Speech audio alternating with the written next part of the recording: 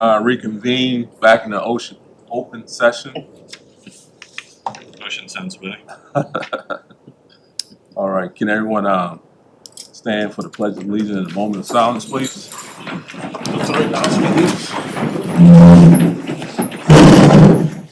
Pledge allegiance to the flag of the United States of America and to the republic for which it stands, one nation, under God, indivisible, with liberty and justice for all. Everybody, please be seated.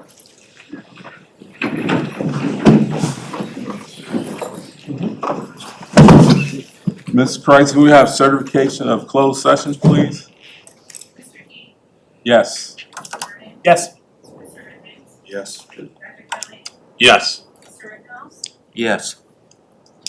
Dr. Drexler, anything coming out of closed session? Not until it's deferred for discussion after the meeting. Okay.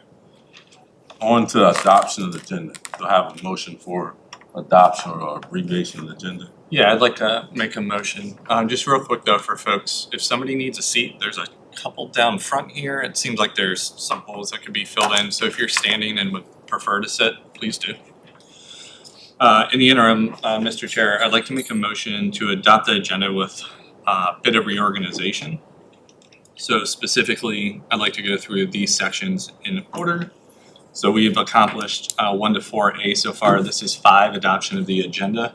I'd like to defer the consent agenda until after closed session. So we will go to 6 for recognition of students, 7 for delegation, 8 for public comments, 9 for reports, 10 for unfinished business, 11 for new business, 12 for action items, 13 for public comments, 14 for school board member comments, 15 for information items, 16 for resuming closed session or closed session part 2.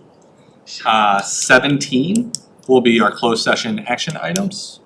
18 will be our consent agenda, and 19 will be adjournment.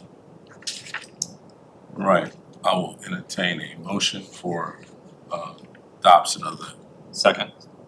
I'm sorry, second, yes. Second that. All right, thank you, Mr. Bray, for the second. Is there any further discussion? All those in favor of the adoption of the agenda, please say aye. Aye. Chair votes aye. All right, I think we're on to recognition of students. Dr. Grex. Thank you, Mr. Key, and welcome everybody. So in accordance with the board's decision 2 months ago to begin each meeting with student recognitions, it's very, when we start trying to select students, it's very difficult when you have such exceptional people. So we have a room full again this month, and I'm thrilled to have just a broad spectrum of people who have accomplished some great things that we're going to be able to celebrate tonight. I'm going to begin. I'm not going to spend a lot of time talking. I'm going to ask that Margaret Bruce, principal of the high school, come down and join me. She's not going to do all the recognitions, but she's going to help maybe just filter through them. And so, Margaret Bruce. Thank you. Okay. How y'all doing? Hello. Dr. Stribley. Oh, thank you. Don's in the corner. We have that video. We're going to try. Okay. All right, so my first recognition tonight is a student that has truly excelled this year. She is actually the first Fluvanna County High School recipient of the University of Virginia's Jefferson Scholarship, Miss Mia Dixon.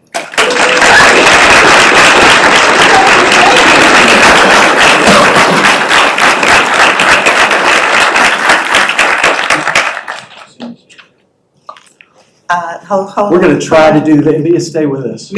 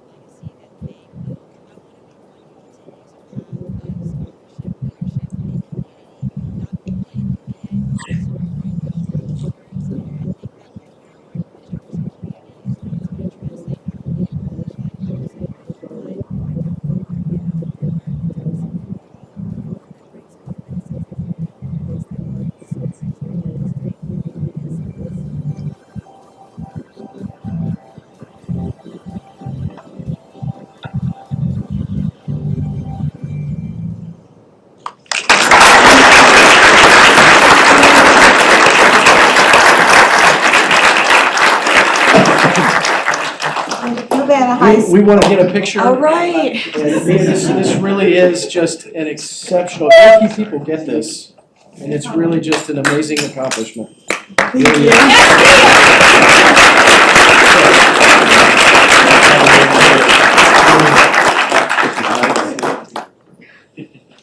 Make sure she's. Oh, okay, I'm gonna put- okay. Oh, wow.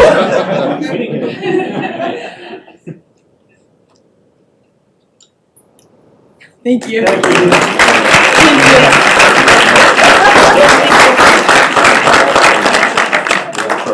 The next recipient, for recognition, is for Ms. Haley Smith. She has received the Presidential Award this year. She's also a senior.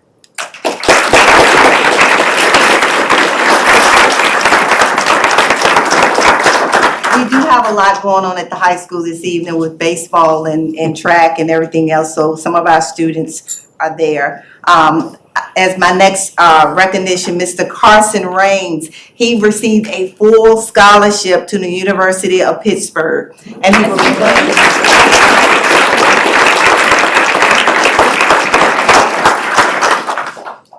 the following names that I'm going to read off next, all have received a one-year certificate from Piedmont Virginia Community College. Zachary Carter, Jordan Lewis, Marilee Milligan, Riley Money, Gabrielle Ray, Allison Rhodes, and Alexia Ward is actually graduating with an associate's degree from PVCC.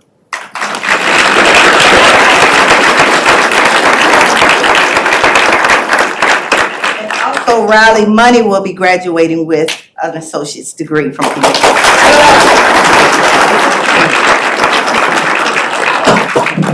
Zachary as well. Zachary Carter, come on up. If your name was called, please come on up. Zachary Carter will also be getting an associate's degree. So they're actually getting their associate's degree before their high school.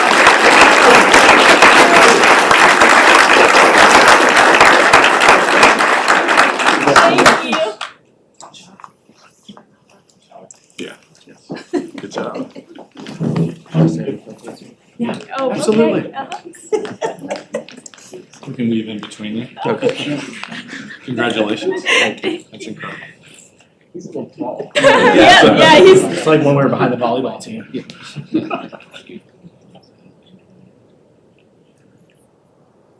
Thank you. Congratulations, guys.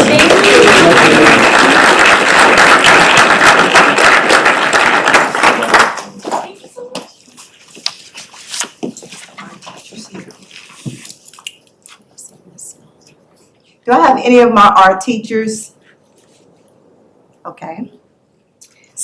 Our next recipient is Miss Megan Poundsbury for her artwork on the mermaid.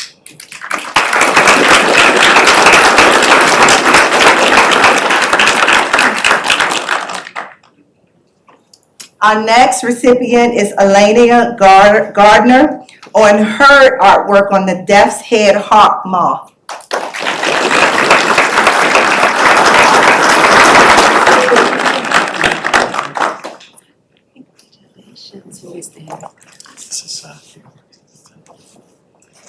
And Mr. Aaron Carter Payne for his portrait in art.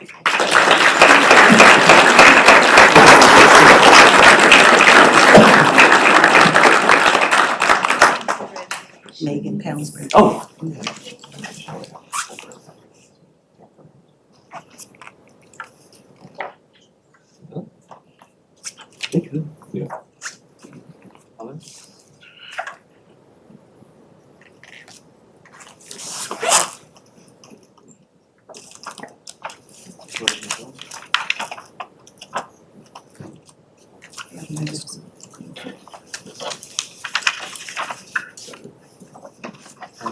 Or you, actually, before you sit down, you can just use these, yeah. So while she's reading these, let me just tell you a little bit about this. The VSBA, the Virginia School Board Association, every year does a regional art competition where they ask for submissions from high schools, middle schools, elementary schools from all 20 school divisions in Region 5. And so every spring there is a forum where school board members are invited from all across those 20 divisions, and that happened at Louisa High School this past month. And so artwork is submitted. All of these folks submitted artwork. There were 3 pieces that were chosen to be submitted and that were recognized there, and Megan's was one. And so I don't want to prolong this and have everybody go get their artwork, but I do want you to see some of these pieces, and this one especially, which actually won second place. And this was the middle school. Wow. Yeah, pretty amazing. What's that? Amy's gonna do. Oh, okay. All right, so I don't want to steal thunder. I want Miss Barnaby Just wanted to you to know talk. what these were. Okay. Do you wanna do photos with our students, or are we reading those first? They're Oh, the we're- younger, they're the younger group. Oh, I see. Miss Barnaby's gonna call that. Oh, Yeah. so photo with the board? Yeah. Why don't we do this? Is Grab any your of the other students' artwork here? We'll do like the whole thing. Yeah, you guys want to grab your artwork? And I'm so sorry, I couldn't figure out whose was whose, and I can help you read. You got it? Pete? All right, and then sir. Oh, that's incredible. It's really lovely. Yeah, you know. Absolutely. I'm gonna sneak back behind it. Thank you so much. This is really remarkable artwork. Thank you. Congratulations, Really guys. incredible. Amazing job. Me too. There you go. That's what you're doing. Congratulations.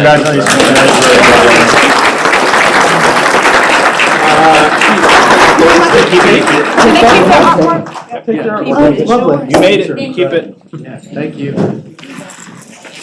Our next category is choir and band. I will ask Ms. Hartgrader and Mr. Campbell if they would join me.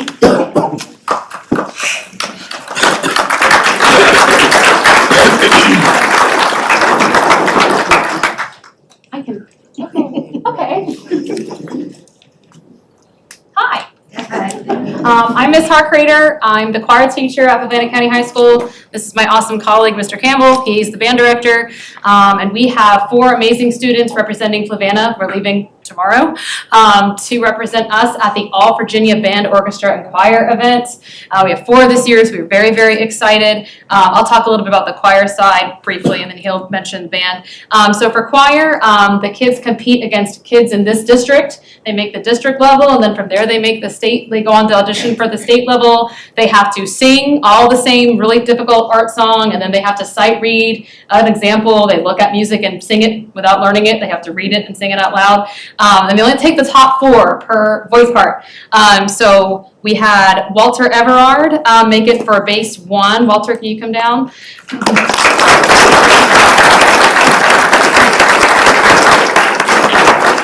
Walter is going to be in the first ever inaugural TTBB All-State Choir, which is all guys. So we're really excited about that. Yeah, and then we had Ray DeMott make it for alto 1.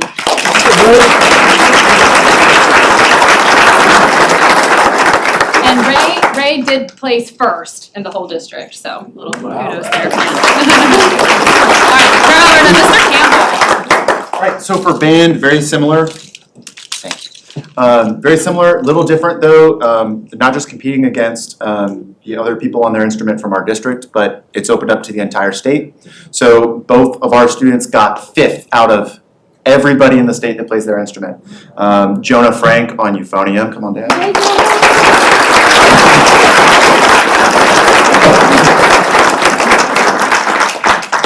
And Brennan Pizzala on clarinet.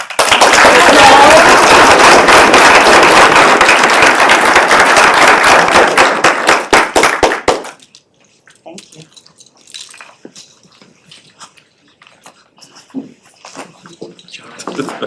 Thank you so much. So nice to see you.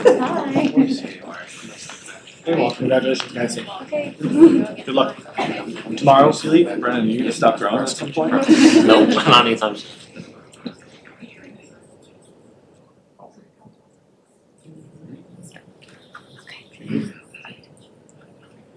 Sorry if I That's it? died. All right, congrats. Congratulations, guys. Great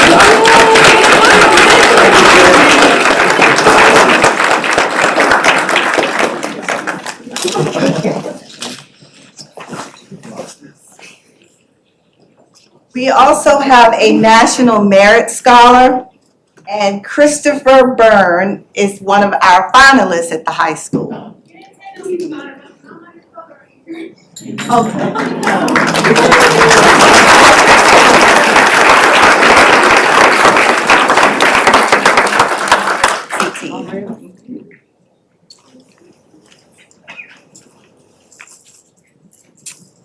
Hello, I'm Christy White. I'm the CTE coordinator at the high school, and I would like to recognize some students here today. If I could have our CTE teachers, Ms. Kreisman, Ms. Grooms, and Mr. Jennings to come up.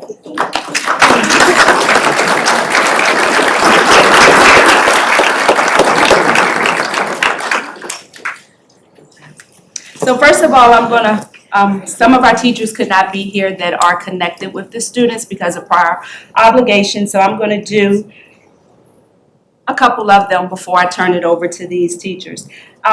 We have 3 students that were recognized this year for their WISE certification testing.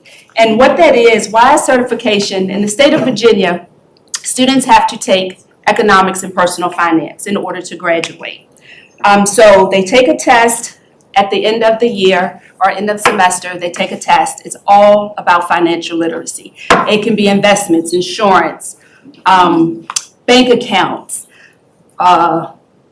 anything dealing with finance and living, paying rent, buying a home.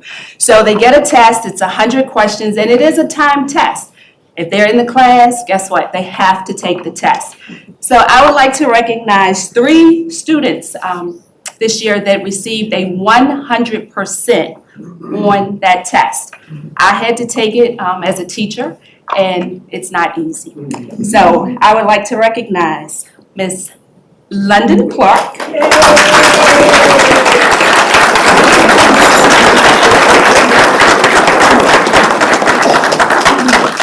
Mr. Landon Poole.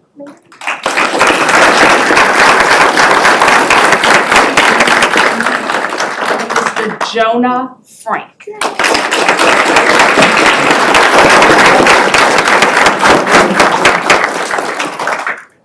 You want to do all of them before you do? Okay. Miss Grace.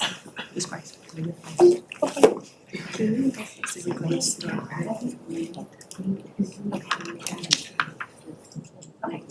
Did you get a second? I think we should give you one for double dipping. Hi, I'm Christine Kreitzman. I'm one of the business teachers at the high school. And I have a couple of students who are here that took their Microsoft Office specialist exams. And these are hard tests, and they have to get a series of tests in order to get this certification. These are tests that when they take them and they earn this certification, it follows them after high school. These are tests that they can put on their resumes. It can help them get jobs, keep jobs, get raises. These are tests that adults take at work. So this is really a high honor. So we've got, let me see who's here. Okay. All right. So also these students got Microsoft Office Specialist Expert level certification, which means they had to take Microsoft Office PowerPoint, Excel, Word Expert, and Excel Expert, which is really hard. So Reed Goodwin, if you're here, come on down. We've got Brandon Ruggie. Come on down, Brandon.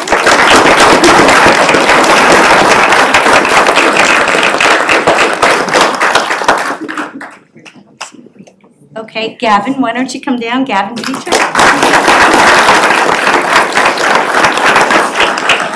Giuseppe Cracciolo.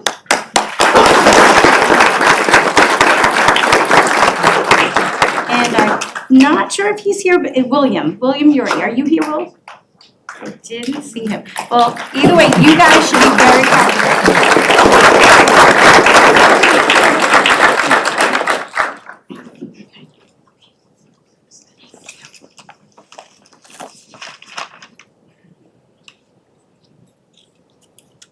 Mr. Jennings. Hi, Hello, my name is Mr. Jennings. I'm an ag teacher at the high school here in Fluvanna. I have the opportunity to work with some lovely young people in the FFA, and this fall we had the chance to compete in tire art and about 5 other events at the state fair. But these young people won first in the state of about out of 30 different schools that submitted. I had to make an art project out of old recycled tires. The contest was started to sort of a way to recycle tires and have a useful. If you come to the school back in the fall, it looked like a war zone behind the school. It was blue tires here and just pieces everywhere. And so at State Fair, we did a FFA jacket, which you'll see in a second. It's probably stands about 8 feet tall, 6 feet wide, and it's like 40 some tires cut into strips, and then there's a big tractor trailer behind it. So they had the opportunity to haul it to the State Fair, which weighs about 800 pounds or so, and then bring it home. And this summer, the state FFA is going to be 100 this year, and then ask us to bring it to the state convention on display so the whole state FFA can see the jacket. So I'd like to recognize Alex Swingle.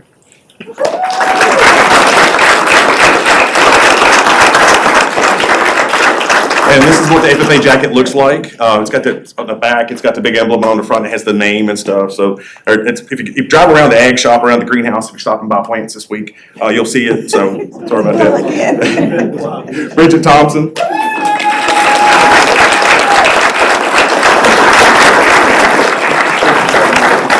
Stephen Alessi.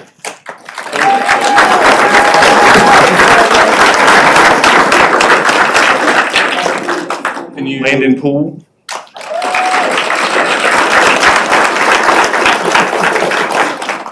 Olivia Faber.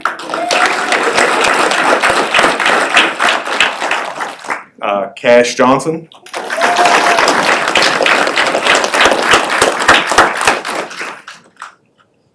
Dylan Brent.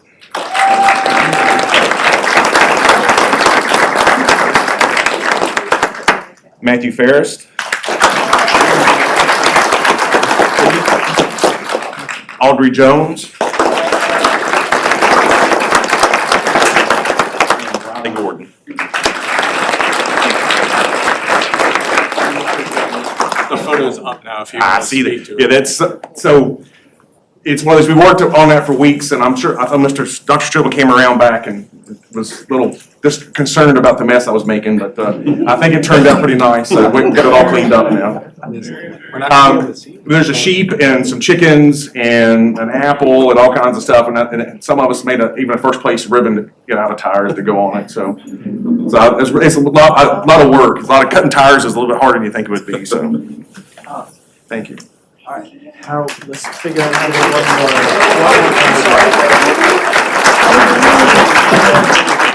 more. Hello, everybody. I'm Ms. Grooms, and I teach culinary arts at Fluvanna County High School. I'm here to recognize my culinary arts 1 and 2 students that placed in the Virginia State Fair baking competition. With this baking competitions, there are 50 other states that they are competing with, and they only take to the top 3 baked goods. There's different categories, and these students select the category that they would like to have that baked good presented in for the festival. And they actually place first, second, or third. And these are culinary arts 1 students, and I'm not allowed in the kitchen with them. So this is all work that they do on their own from start to finish. So my first student, she placed first place, and also best in show at the state fair, and that's Miss Haley Hall.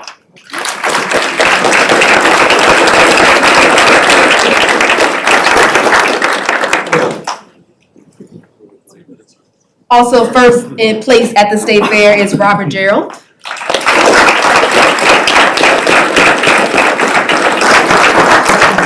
And every single one of these students that I'm naming all had different categories that they placed their baked good in. Second place, I'd have Lily Calvo.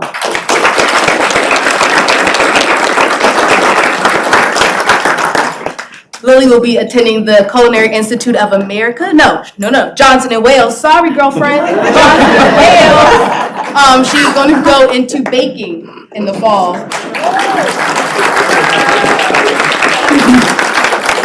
Next, second place, I have Olivia Pusinelli.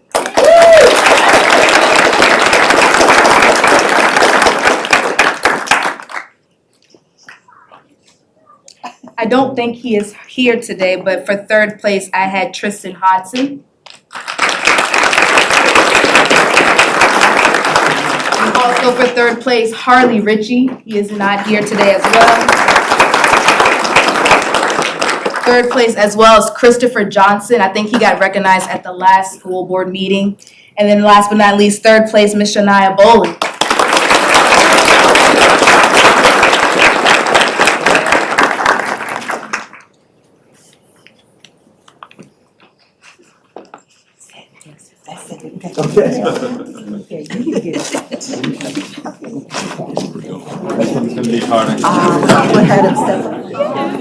Yeah, we might have to do it. Can y'all step up? Sneak back behind you. Got a lot of y'all today. That's great. Someone's might. Nice to see you, man. You got tall. Like I say, Hold on. I can't see us. What do we do? Peeking over your shoulder. Can they see you?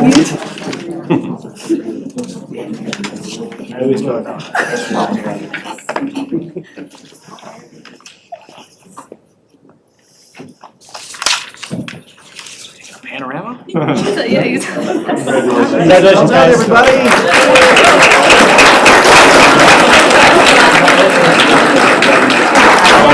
So lovely to see you. Congratulations. Thank you so much, Ms. Bruce and Ms. White. And as we're transitioning, I'd love to just share superintendents in Region 5. I told you there are 20 school divisions, and that region of superintendents gets together once a month. And it's hosted in a different place in the region. Sometimes it's in Bedford, sometimes it's in Louisa, sometimes it's in Lynchburg.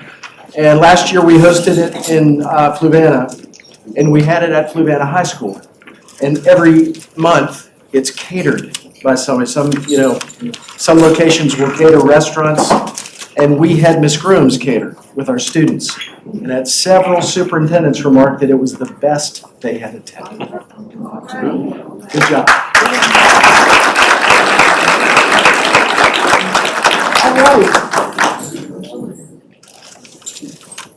All right. Is Mrs. Barnaby somewhere loitering in the hallway? Oh, she's buried back there. I saw her. Let me see if, oh, there she is. Just trying to see if there's. Ladies and gentlemen, Amy Barnaby.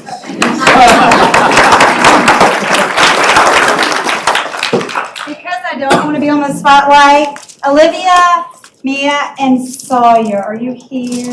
Where are my babes? I know they're here somewhere. Sawyer I saw earlier. Okay, then I was like, I saw him. Were y'all guys over here? Yeah. You moved on me! Come here, buddy. How are you? Olivia, Mia, anybody else?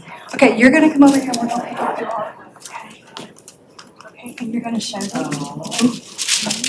Come over here where they can see you. This handsome gentleman is Mr. Sawyer. You want to tell him about your beautiful artwork? Do you want to say anything about it? What do you want to tell him? I made a pumpkin. Yep. And what kind of design did you use? Is that chalk or crayon? Oil pastel. Oil pastel. Look at that.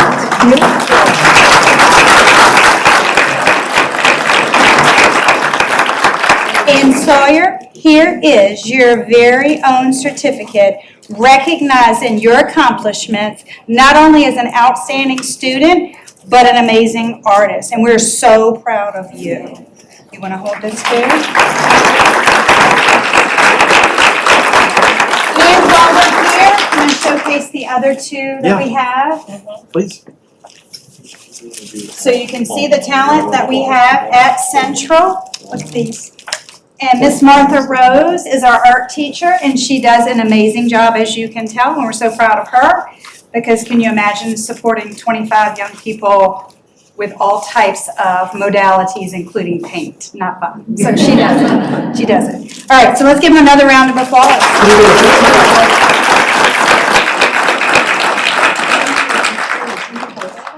You got it? Okay, we're gonna get a picture. You wanna come over here? Yeah. You get to stand right in the middle, because you are the showcase right now. Do you want me to hold this for you, so they can see your pretty artwork? Is that okay? Okay. Love it. Okay, she's taking it back there.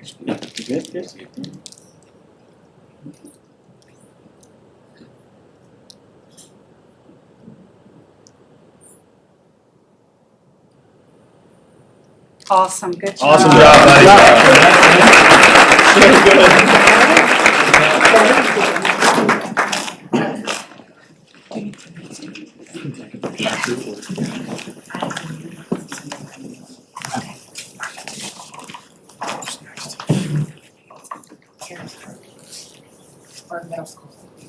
Okay. Okay, and Mr. Keith Allen, where's Keith? Representing the middle school. Assistant principal at the middle school, Keith Allen. How are you? All right, so I really did not know I was going to be doing this. I was told I was taking pictures. We're going to be awarding and recognizing our drone team. The true heroes, Mr. Drongowski and Ms. Byrne, work amazingly with this group. This group has worked so hard, and as you'll get ready to see, their work has really paid off. Mr. Drongowski and Ms. Byrne, y'all come on up here. Y'all, like I said, y'all are the ones that do all the work. No. We get out of the way.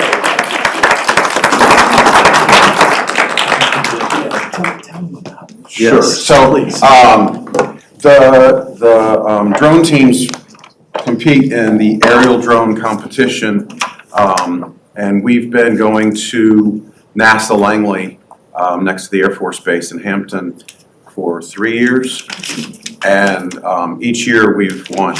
The first year we went to a high school team, and I actually went with 4 high school teams, and one of our teams and one of the high school teams took the top place. It's an alliance kind of thing where 2 teams win everything.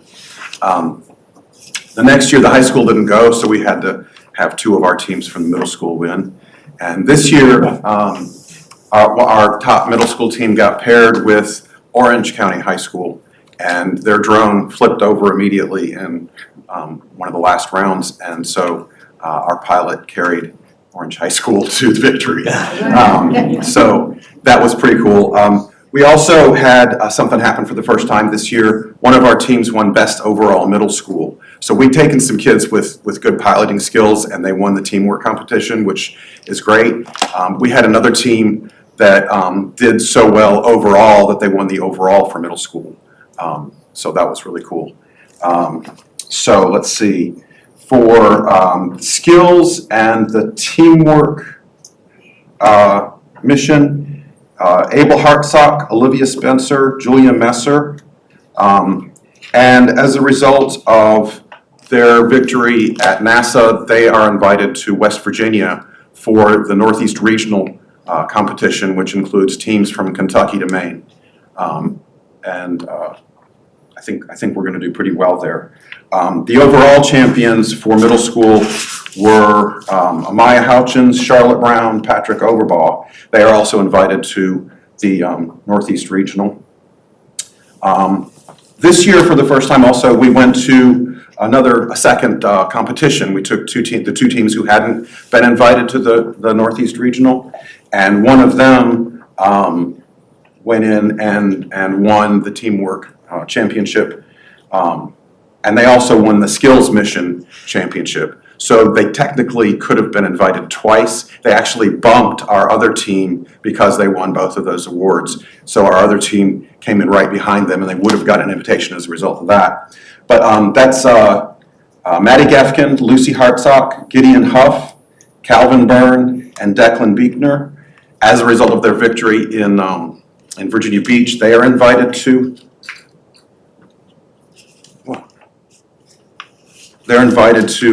West Virginia. And I recently found out that they do overall skills rankings too for scores at these competitions.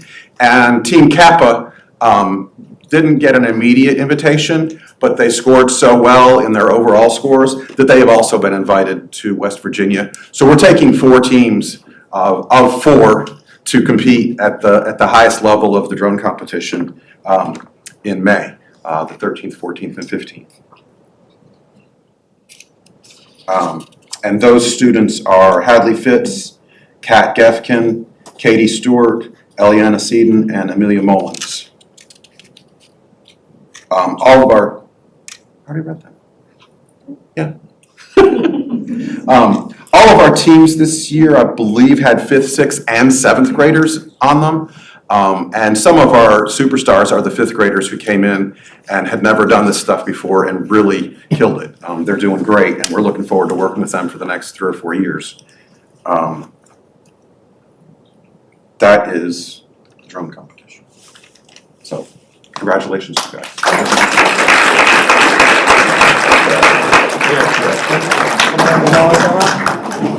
Not everybody on those teams is here tonight, but it looks like we got quite a few.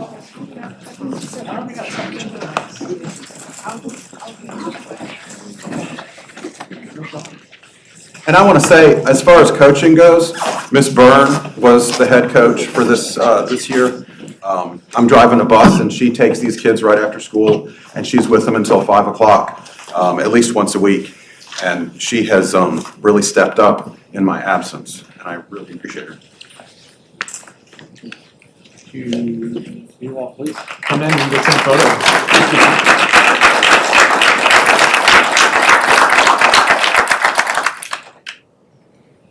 Awesome job. Good job. Thank you, folks.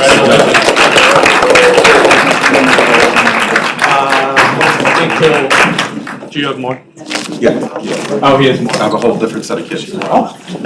Sounds like Some other students that have done really well with technology, they have been working on projects for quite a while, some of them, in renewable energy. We've been participating with KidWind for 5 years. I think this is our 5th year. And one of the cool things that's happening with both of these competitions, this is my first year having students in tech ed classes for 3 years in a row. So my 7th graders have been with me, some of them, for 3 years, and that's a really different experience than getting kids kind of cold and not having the opportunity to continue with something for multiple years. So we had 4 teams go to compete at PVCC for the local competition. We had 2 teams place 2nd and 3rd for that competition and get invited to states. Those teams are, let's see. The 2nd place team was Team Gale, Alexis Wexmunski and Abigail Henderson. They were invited to the state competition at JMU. And the 3rd place team, the Jet Engines, Dahlia Boyd, Lily Dugan, Kinsley Christensen, and Ionica Barcelona and Amelia Mullins were also invited to the state competition as a result of the local victory.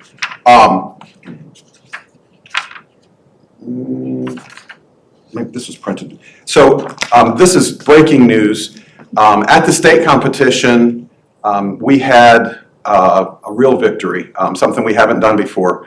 We had a 2nd place winner in the middle school division. Team Jet Engines won 2nd place, and they got a $200 award and a really nice trophy. But they also got invited to the Worlds competition, the KidWind Worlds competition in Madison, Wisconsin. At this competition, they'll be facing teams from all over the country and several countries around the world. Typically, Mexico and Taiwan and a few other countries send contestants. So we're looking forward to that level of challenge. We have not done that before, so that's kind of new. So congratulations to Team Gale and Team Jet Engines. I think there's just one of them here, and she's not coming down. Anyway, down. Congratulations. Down. Let's do it. So I'm going to embarrass her even a little more. She just came to our school system in January, and she decided to kind of walk on both the KidWind competition and the drone competition. She's actually our spy at the drone competitions. She goes around and checks out the other teams to see who we want to work with and what their skills are. And then she's been pretty instrumental with the Jet Engines group too. And I also want to say, she's not here tonight, but Kinsley Christensen was on a Kidwin team last year and insisted on coming back and doing the same project, just improving it this year. That's a big deal to come back a second year and continue working on something. Last year, their project wasn't even complete. They couldn't test it to see if it generated power, and they still won a blade design award. So congratulations to them.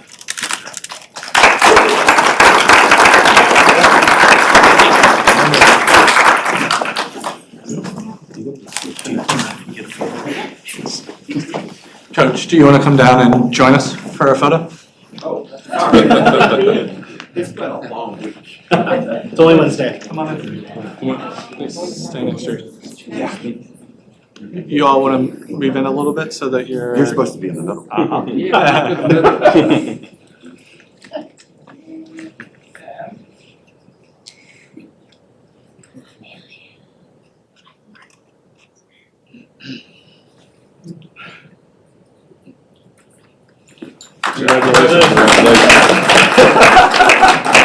She's gonna get me back for that. Did you get a second?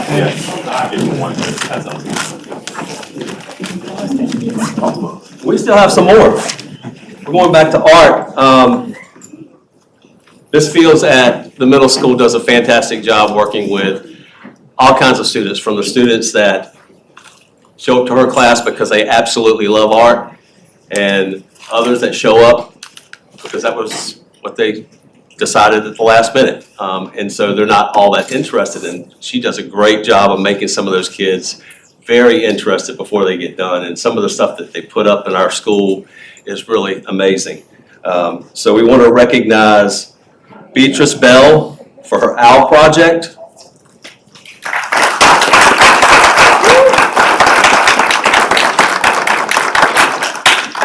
Miss Leah Bass for her intergalactic pool.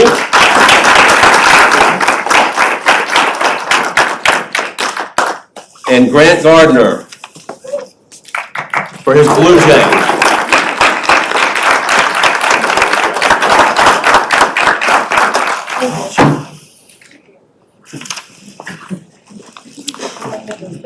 Pens or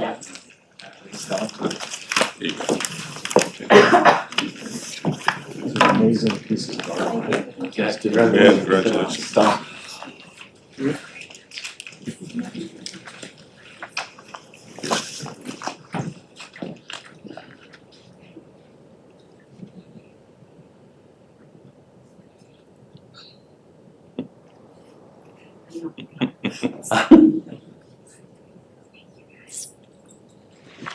job. Congratulations, guys.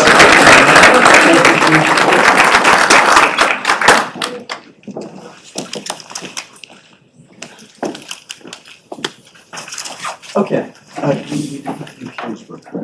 Yeah. So, is there somebody who, I see some teachers, I don't want to put anybody on the spot, I just want to make sure somebody wasn't planning on recognizing Carriesbrook artwork. I'm going to do that. So, as part of that VSBA competition, there were 3 entries, 2 4th grade and 1 3rd grade. And I'd love for these folks to come up and get your artwork, and we'll celebrate you as well. Jackson Richards. Is Jackson here? How about Ida Chance? Ida? Jackson Ashnafi Welch. Did I say that correct? Okay. Well, congratulations to those artists.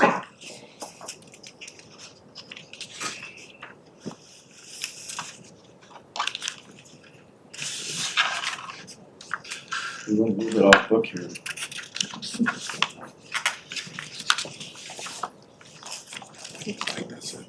Okay. Yeah, okay, so, I'm humbled by the talent that we have in our schools. I actually just skirted into this meeting from celebration at the high school, from several scholar athletes who are being recognized.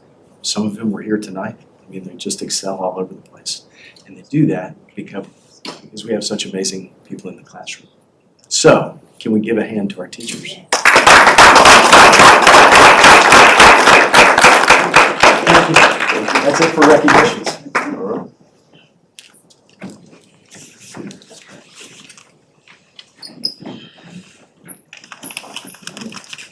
Thank you all for joining us.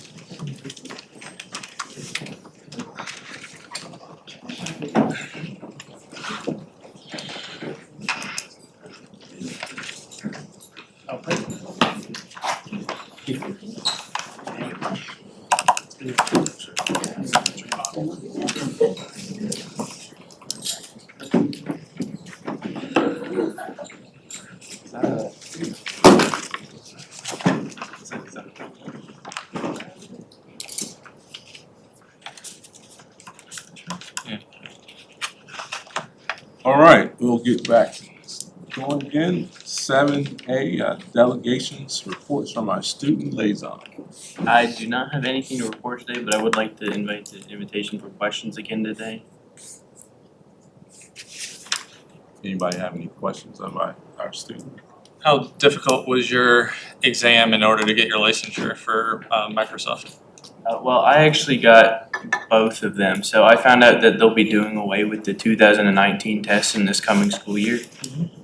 So I went from just having just one of the tests taken to taking, I think, just about 10 tests to get both of my specialist expert license. And they were, unlike I think any test I've ever taken, they were really challenging. But, like you guys said, the teachers were really there to help me through all of that. And just yesterday, I was helping a doctor's office figure out how to use Microsoft Excel better, so that was really cool. That's awesome. Very cool. I feel like last time we probably peppered you with a bunch of questions, and did we leave action items around sort of feeling safe and comfortable in the school? Wasn't that one of the things that we spoke about kind of as a broad topic about where if there were like areas, places, or context in which students were feeling less like physically and or like emotionally safe? Is that anything that you've had further conversation on or want to think more about? Not too much. I've definitely seen a lot of push towards more resources or just kind of spreading the word on those resources that our school has because we have a lot of them. So there's been a lot of discussion of like what can we do to spread the word more. I've heard maybe doing a mental health hallway and like all this different stuff so students know there's these resources. Friday is our suicide prevention walk at the high school, so students are able to go to that, and there's been a lot of push on just mental health and knowing that there's those resources there for you.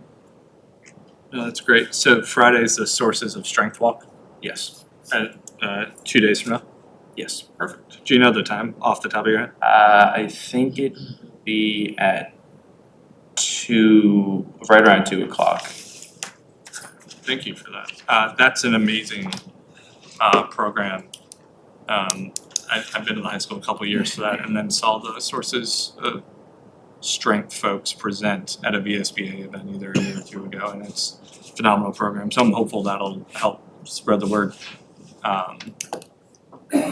Thanks for your thoughtfulness on that. If there are things that we can do to help, or if you get more sort of like interest in other ways that we can help spread information, please let us know.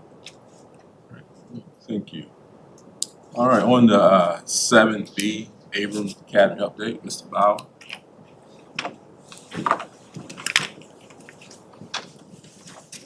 Suppose you can have a podium. Oh, okay. That's perfect. I mean, it's a lot lighter than I thought it was. I thought it was gonna slide. Thank you. All right, well, good evening, everybody. Some new faces here on the board. Yeah, how are you, sir? My name is Josh Bauer. I'm project manager with architect for Crabtree Warbon Associates.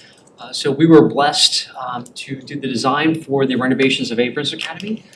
We did receive numbers last summer which were a little bit over our budget. So we've been working on different paths to be able to renovate portions of the building. And I do want to share mostly good news this evening. So we issued out a RFP for job ordering contracts. So a JOC is where we can engage a contractor to do general construction, mechanical, plumbing, and all those pieces. And Gordian is the one that was selected to have further discussions with. Gordian, what they do is they publicly bid all of their pieces of the puzzle. So when they give us a number, they're giving us they can't give us anything more than the maximum for that piece. So example, to replace the front door, the cost of replacing the door and the hardware, doing the demolition, there's a specific dollar figure that they cannot exceed for that piece. They can give us less, but they can't give us more than that number. So from your standpoint, everything is still publicly bid on all of the individual pieces as they bring it together. So we've had, through the Gordian system, we've had a number of contractors, mechanical, electrical, plumbing, HVAC, that have come out toward the building. And based off our preliminary numbers, that everything in orange, which is what our real goal was. So the things in orange or peach, depending on what your eye color is. So that would be the reception desk, security vestibule, the 2 individual toilet rooms, the museum area, which is kind of the lobby space, the conference room, on the right-hand side of the 5 classrooms, and also the additional 4 toilet rooms above those. So that's project 1A and 1B. They believe they can do all of that work based off of their preliminary numbers for the $1.8 million that we have for the construction funds. Even further good news is that they believe they can do all of the work, if not the majority, if not all of the work this summer. So the other contractor we spoke with believed they could do the work that they could do the work for the dollars, but unfortunately they probably couldn't start the work until the end of the summer. So again, everything that we're receiving from Gordian so far, the numbers, the scope of work, and the time are all within what our desire was to try to get this work done over the summer. So it is all good news. If possible, and I do mean if possible, if there are additional funds left over, so for example, we have $1.8 million and say they come in with their final numbers at 1.6. The areas in purple, that now we can now do those areas. Okay, so example, that would give us even 2 more classrooms, 2 additional offices, and the conference room collaboration area for the teachers. I said it's all going to depend on if they have any additional funds after that, after they do the basic scope, which is 1A and 1B. So I know what you're thinking, Josh, why is it 1A and 1B? Great question. So with the job ordering contract, there's a limit to any one contract of $1 million. Well, obviously our budget is $1.8 million. So what they're doing is they are crafting basically 2 different contracts in order for us to meet the legal requirements. And that's why 1A and 1B is happening. So 1A is about $400,000 and 1B is about $1.4 million. Again, we're looking for those to do, basically we'll have 2 separate contracts, but they will be considered to be one project from the standpoint of what you're looking at and also what's going to happen this summer. So the biggest benefits are all the areas in orange. So we'll have new finishes, you will have new technology and new lighting and new HVAC. So that's one of probably the biggest challenges of the space is that it gets a little warm, a little bit cool. So this will give everybody a newer environment for those spaces. So looking at project 2 and 3, what we're doing is we're trying to map out what could happen, in the future. We'll try to do as much of the purple, if any of the purple, in the summer as part of this project, but the purple and the green will be future projects as dollars are available. So I said it's so we should be in the next 2 weeks receiving the final numbers. The contract language is already established in the RFP that we received. So we worked with your solicitor to with your counsel to develop that. And the idea is that we're going to create those final numbers, and the goal is at your next board meeting is to have that contract ready with everything ready to go for hopefully for approval. But I believe tonight we have all good news that we are able to move forward with the project. We have a contractor who's excited about this, and we're able to get the majority of the project that we desired done this summer. So, anybody have any questions? And I will say that was a fantastic student presentation. That's a tough act to follow. Maybe next time put me like much later would be awesome. So any questions? Any questions, board? So how long is it gonna take you to do everything? So we're hoping to get everything done over 2 months, so with the goal of starting around, so I believe we're done the Monday after Memorial Day, is that correct? Thank you. So the goal is to start around June 1st and be done by the end of July.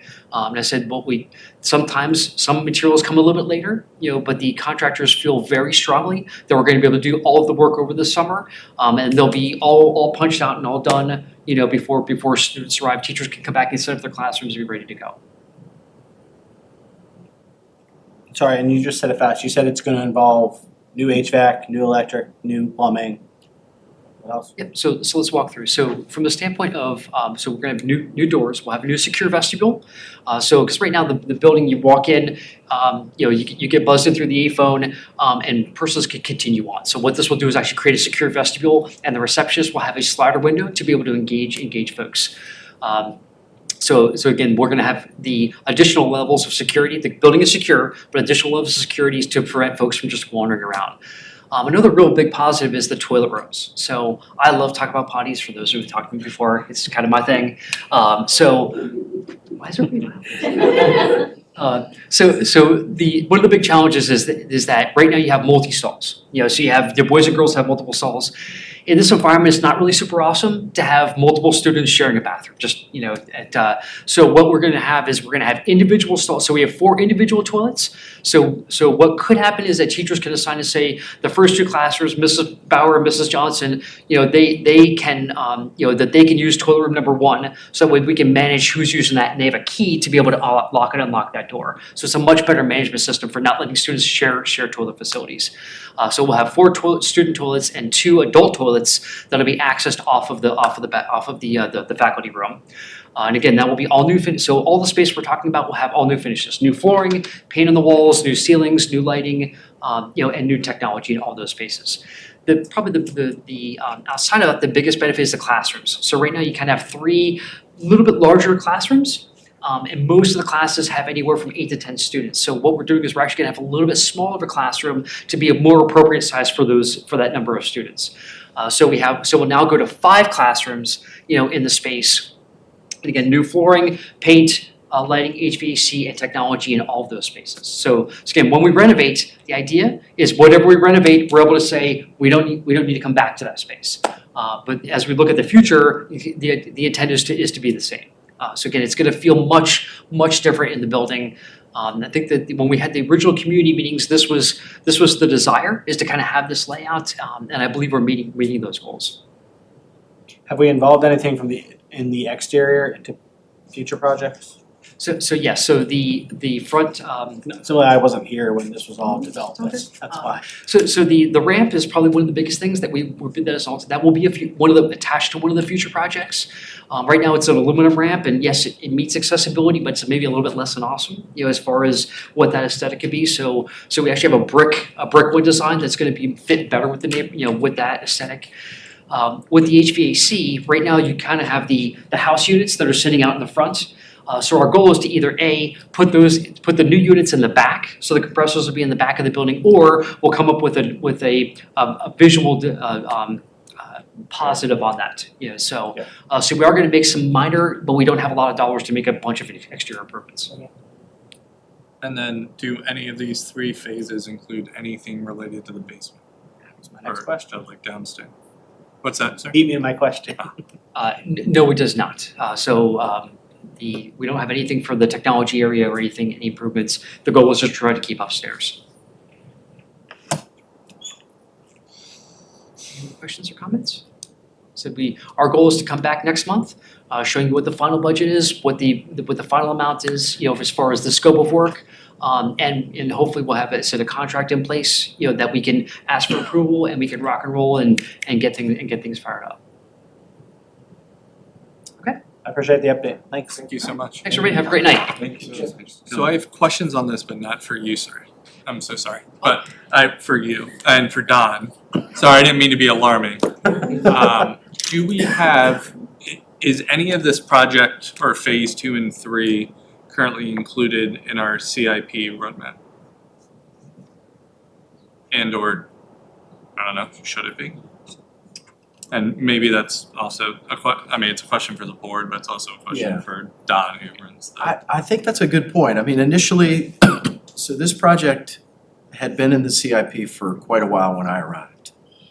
Shortly after you brought me here, the county approached me and asked, because they were trying to take advantage of low interest rates, and they wanted to know if we wanted to basically have them go into debt on some of this work.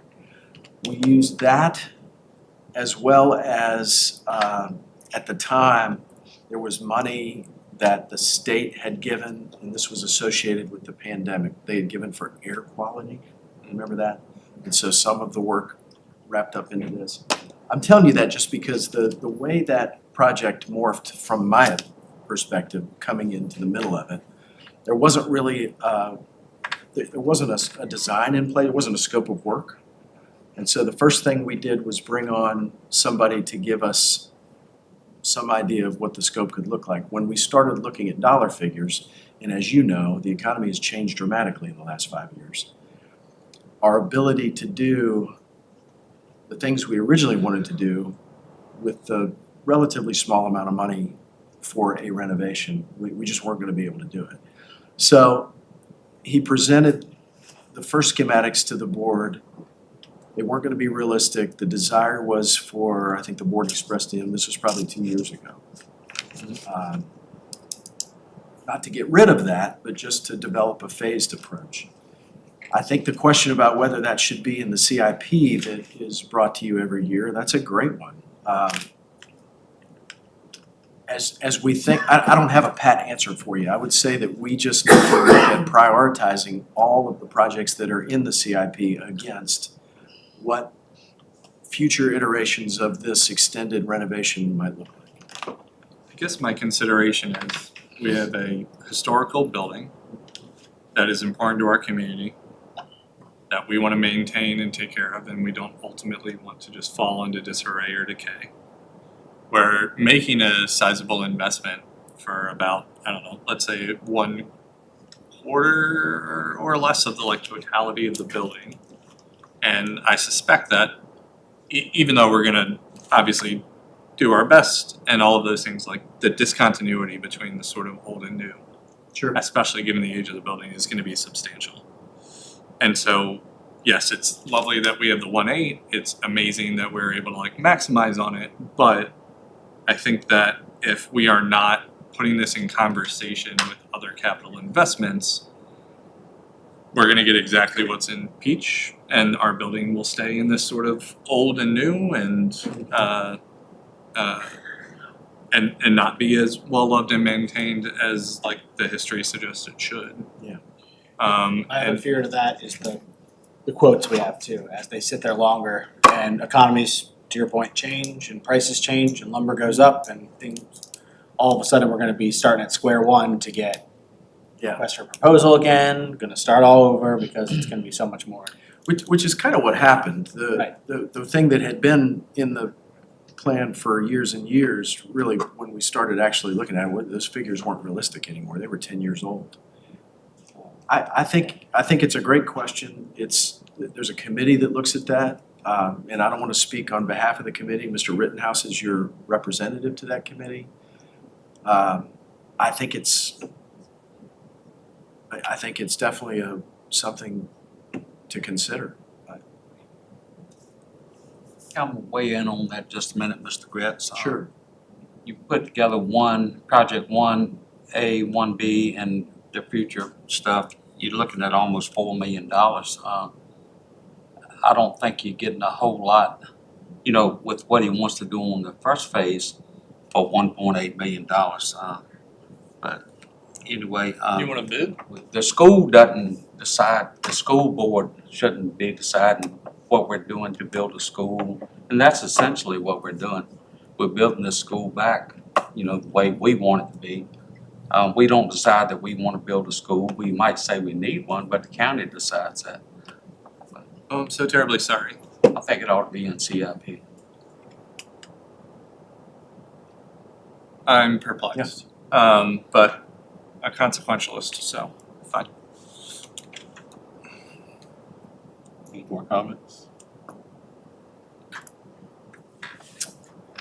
Thank you. No, I think I am solid here. All right, moving to 8A, public comments. We come to the time in our meeting for public comments. Our monitoring one that about policy, only members of the community, meaning residents of Fluvanna and staff of Fluvanna County Public Schools may address the board unless you are a legal counsel representing a group interest in tonight's proceeding. We welcome all community members who are here to give information or opinions. We'll ask you to come to the podium, tell us your name and address, and limit your comments to 3 minutes. Mr. Stewart, have anybody signed up? No, sir. If you're not signed up, you still can come and speak if you would like to. Staff are welcome. All right, seeing that nobody is coming down, we'll close this round of public comments. On to reports. Dr. Gretz. Thank you, Mr. Key. I can't think of a better way to spend the first hour of the meeting as we did tonight. In the interest of time, I'm not going to go through a lot in my report. You can see it. I'm happy to answer any questions. I'll just highlight for you the capacity study that you approved and that the county approved is underway. They were at the high school today. They will be at, I think they were at the middle school today. They started yesterday, they were at work today, and they'll be in the elementaries tomorrow. So we should have a final product before the end of the year for you to take a look at in terms of capacity options within the buildings. We hosted, if you're aware of this, I'm just going to highlight it for everybody. We hosted a regional Commonwealth listening tour where we had the Secretary of Education, the new Secretary, the new State Superintendent, other members of the state policymakers. Most of it was hosted at Carysbrook. Thank you to Carysbrook for your hospitality. It was a wonderful time. From my point of view, we had a parent group that engaged with the state leaders. We had a staff group, and then we had an open public session that night that had several members of the community and members of other communities that came just to give feedback about education. And once again, Ms. Grooms provided the food, and they raved about it. So that was just a really positive thing. I appreciated the ability to have folks here and for the state to start a dialogue with us, which really has not been happening. The debate team is going to, we recognize a lot of people, the debate team is at their state championship this weekend, so stay tuned there. There's a playlist in here of student-generated films that were submitted to the VHSL Film Festival for the year. I would encourage you to take a look at them. Those are not ideas that students have, and then Mr. Smalls does that. They do it all. They think about it, they write it, they get the actors, they film it, they edit it, and they're really incredible pieces of work. I would really encourage you to take a look at them. And then the last bullet there, is that every year the Sources of Strength program that we have in place hosts a suicide prevention walk, and that will be this Friday. If anybody wants to come and be a part of that, please come out that afternoon, this Friday, 2 o'clock. Any questions that you have for me about reports, I'm happy to answer. Otherwise, I will let that stand. I'll note that Sources of Strength is fun. The kids really enjoy it. They're outside walking around. It's for a good program that seems to be really effective at connecting students with resources. And, almost like a field day, especially given the weather. So super fun. What time does it start on Friday? 2 o'clock. 2 to 3, basically. 2 to 3:30. All right, on to 9B, Dr. Brett.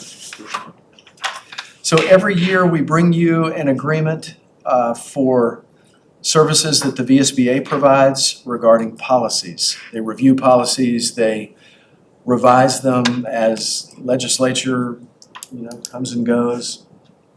We've talked a lot about this. I mean, what you're getting for this $2,500 is really a fraction of what you would pay an attorney to do this.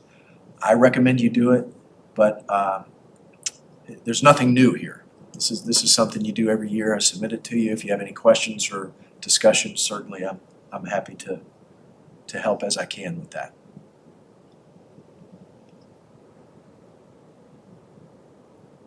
Anybody got any questions on that policy?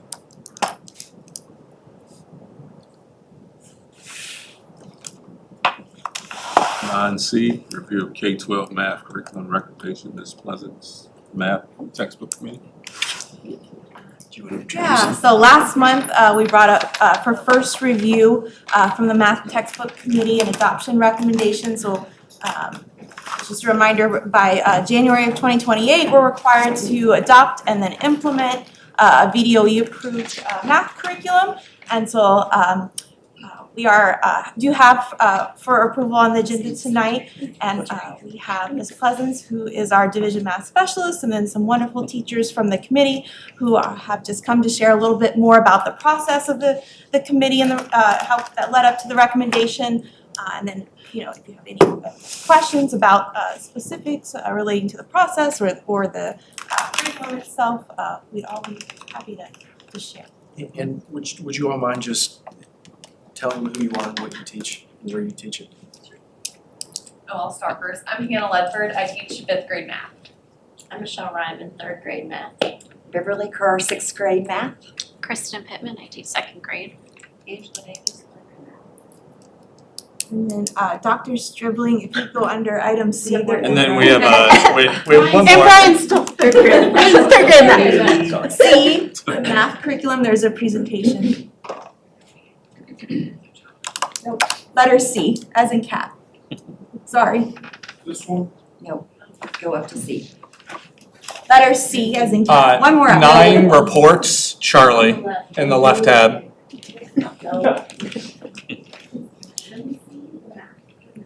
Item C.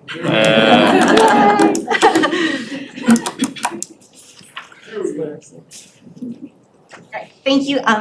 We are going to go through the presentation kind of quickly because I know you guys do have a lot on your agenda today, but please feel free to interrupt and ask questions, or we can answer questions certainly at the end as we go. So again, I'm Hillary Pleasance, the math specialist here, and I have a wonderful team of teachers that's here to advocate and speak to our recommendation to you all tonight.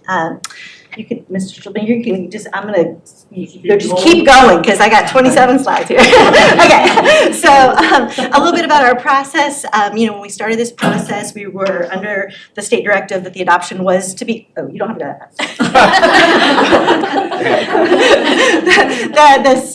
That we were going to be needing to adopt by July of 2026. So that's why we began the process as we did. We have many more members on the committee than were able to be here tonight, 42 total members across the K-5 and the secondary team.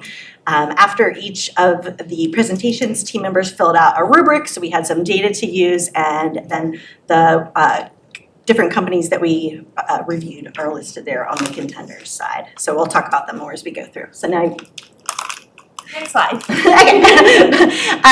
So just so everyone knows, there was an invitation for everyone to attend. So we did include all teachers, all staff, as far as any parents, any community members that wanted to be part of our committee. We had administrators as well, and just an open invite for anyone. Next slide. So we began our review with a K-5 committee and a 612 committee, and we looked for K-5 at 3 of the most aligned to our standards curriculums. So we looked at STEM Scopes, Eureka Math, and KIDM. And then on the 612 end, we looked again at the 3 that were most aligned, MathSpace, Savvis, and EDIA. And then we also did an open call for any other suggestions that anyone had, either on the committee or teachers had, that they wanted us to review. The only thing that came out of that was to consider reviewing EDIA for 5th grade, and we'll talk more about why that would be as we keep going. Next slide. So all of the teachers across the district and all of our committee members all had access to these different programs through different logins, and were able to access all of their online content and really dive in, as well as we had physical samples of the ones that have physical samples to go to. Next slide. So our process was kind of that we would meet as a committee, we would have a vendor presentation, and then after each presentation, the committee members would each fill out a rubric for that specific company, and then we kind of captured that data, and here are just some of the comments that came out of, just a couple of comments that came out of that data. So we had rubrics that they could rate things, but we also had feedback where people provided those. Next.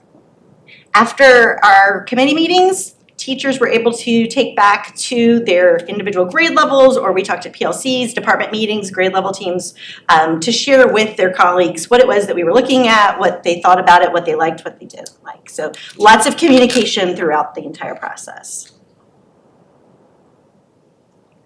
This was an infographic created from the rubrics that the K-5 committee filled out. So this one is just comparing those three that we were looking at for KIDM, Eureka, and STEM scopes, and kind of highlighting what was really positive or strong across each of those. KIDM did secure the highest overall team rating and definitely led in SOL alignment.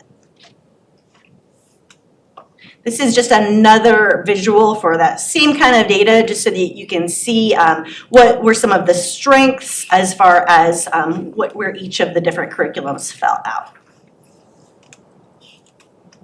Then we did the same thing for the secondary committee. So in the secondary committee, we were looking at MathSpace, EDIA, and Savvis as our three choices.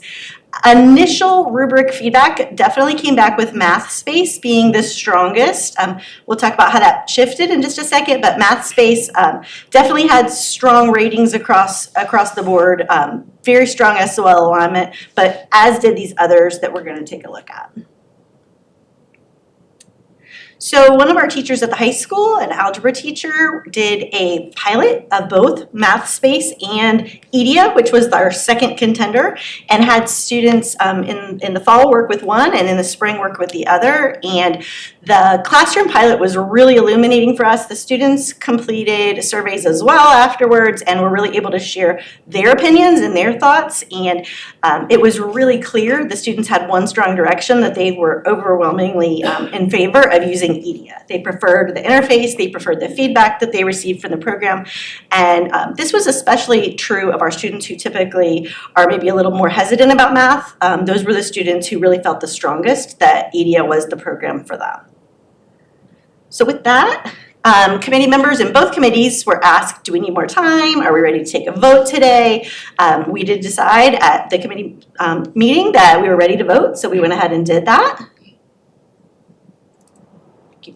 Next slide. And so within that vote, the state at this point had come out and told us that we did have a little bit more flexibility. So now we did not have to adopt by July and have something in place. So we had a different option as far as a vote. We could choose from one of the curriculums that we reviewed, or we could choose to hold for the year. And the committee did decide to go forward with a K4 adoption and recommendation of KIDM. Again, a lot of that is related to the SOL alignment, which was a huge strength. They also have strengths that we'll look at in a couple of slides here, but really their number sense routines and math dialogue and some opportunities for hands-on learning were strengths. And then EDIA for our secondary adoption that we would recommend. And one of the things about EDIA that was just amazing was that they have an unprecedented guarantee where if our SOL scores did not improve after a year, they would refund us all of our money. They stand behind their product very, very well. So that was, a huge bonus to this process. I got a question. Yes. Are there any other products out there that guarantee you your money back if you don't? No, no one else has done that. I didn't think so. Yeah. yes.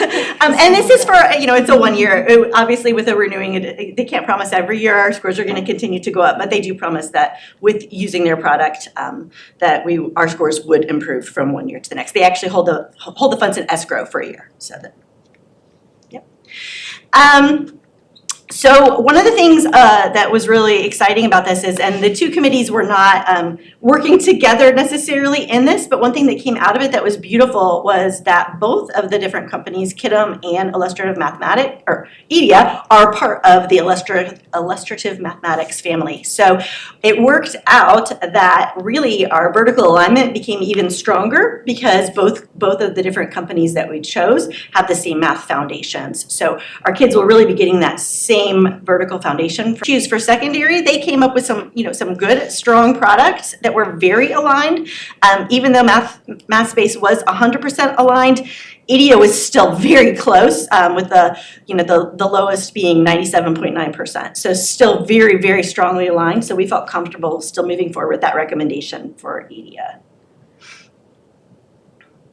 So we spoke a little bit about 5th grade, and so we have a unique configuration here in Fluvanna where our 5th grade is at our middle school, and so we started the process thinking we were going to have a K-5 adoption and then a 6 and up adoption, and then we kind of realized that for our 5th grade teachers, they're in a unique spot. Some of them teach a 5-6 course. We would have students who would be needing content from both platforms, and so I reached out to EDIA and talked to them and said, hey, your content is not as strongly aligned for 5th grade as we would like it to be. And so they volunteered to build their platform to realign for us, following our pacing for our 5th grade teachers so that it would be in alignment. So again, they've just been remarkable as far as the way that they are willing to work with us and help our teachers.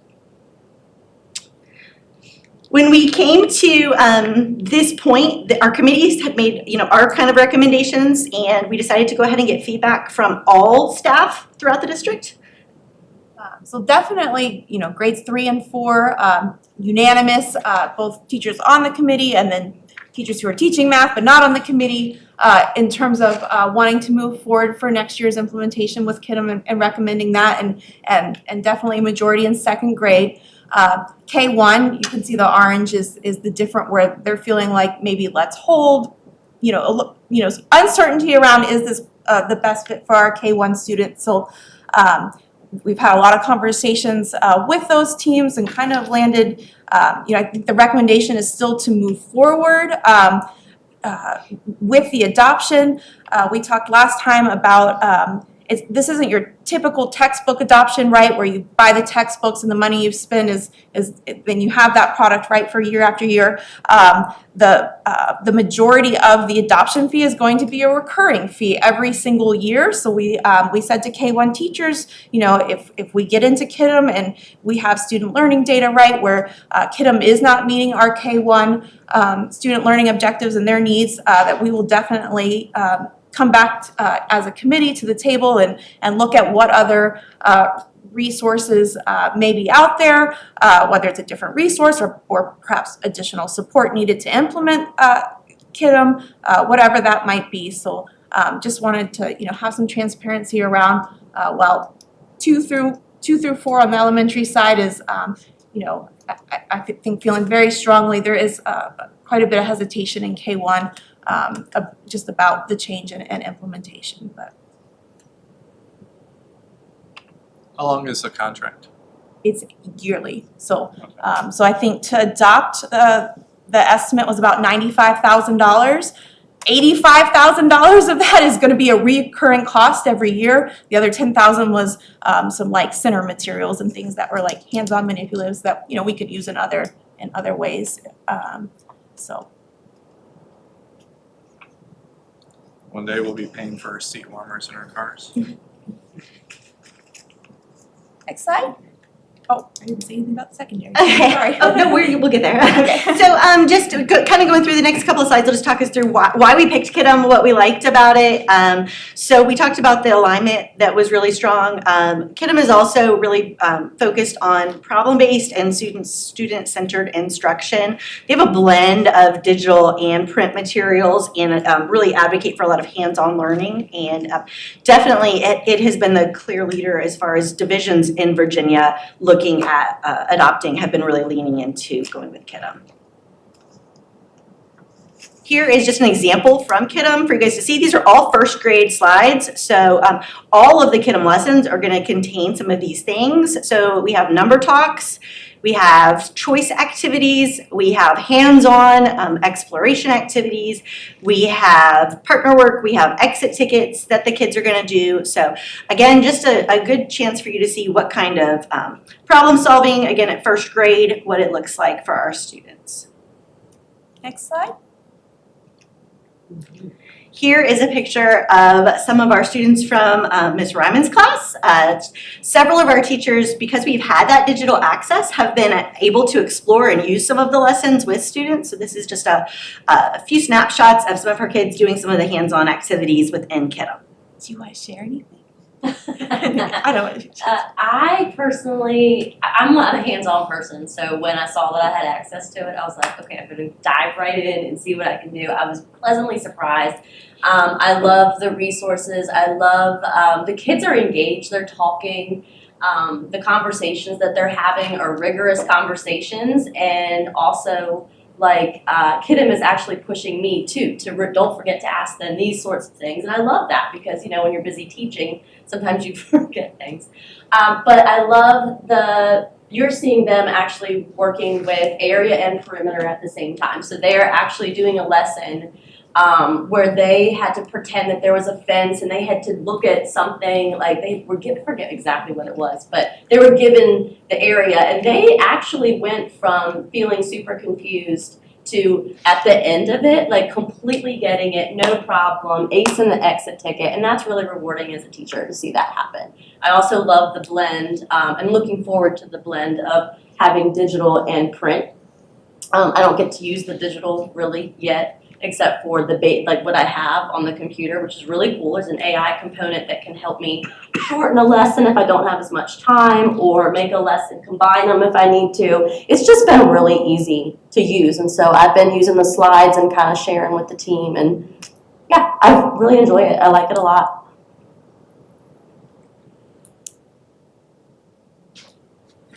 Okay, and we can come back to any other people on the team that want to share out afterward, if that's good with everybody. So for secondary, we did go ahead, like we said that we were going to, and focused on EDIA. Some of the strengths in EDIA are its ability to really differentiate for each student's needs. So we'll kind of take a look at that on the next slide.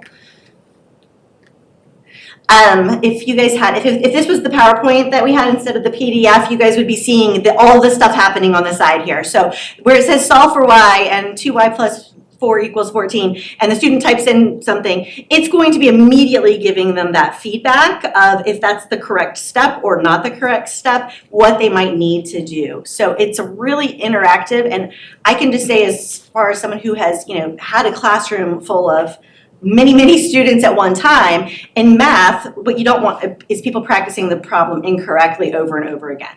And so this is a really nice way for us to catch that really quickly, so that I can be helping a student, but the other students can be kind of helping themselves and learning to be a little bit more independent.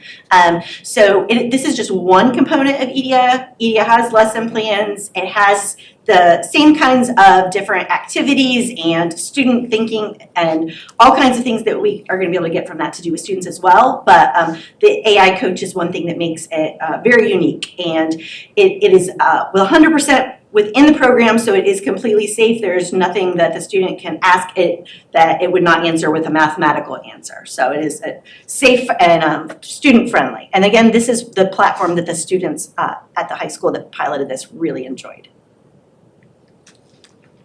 One of the great things about the data that the teacher then gets from that assignment is that they can really use that to then immediately see what their kids are doing and know when they need to pivot or know when they need to differentiate. So if you can see that little scatter plot on the side where we have the little blue box highlighted, the teacher can just take their mouse, click, drag, okay, this group of students, I see where they're performing, I'm gonna assign them this assignment, whereas then they can take that same box and click on a different group and say, okay, this group of students needs to move on to this, because they've got that. So it's really easy to adapt and, again, differentiate in just a click for teachers. So we're kind of wrapping things up here with this. So again, just going back to our process, we just wanted to make sure that we were really open throughout our process, that every teacher had the access to the programs and the ability to participate if they wanted to. We had lots of good rigorous debate. You saw through our slide that we didn't have 100% consensus, but we did come to a democratic consensus where the decisions were made, and we have again come back to you guys tonight to go ahead and ask for you, and you can go to the next slide, to at your vote to consider recommending that we adopt KIDM for K4 and EDIA for 5 through Algebra 1, with our goal being to implement this coming school year. Anybody Good got any job, questions? thank you. You know any other school districts in the area that use this as well? Which one? Do you know either one of them? Either one, yes. So there are many schools that have started with the KIDM already, and I've had lots of, we're part of a consortium called the CIP, and they've been looking at KIDM very strongly, and there's lots of people across our region that have been using it, and I've had conversations with them.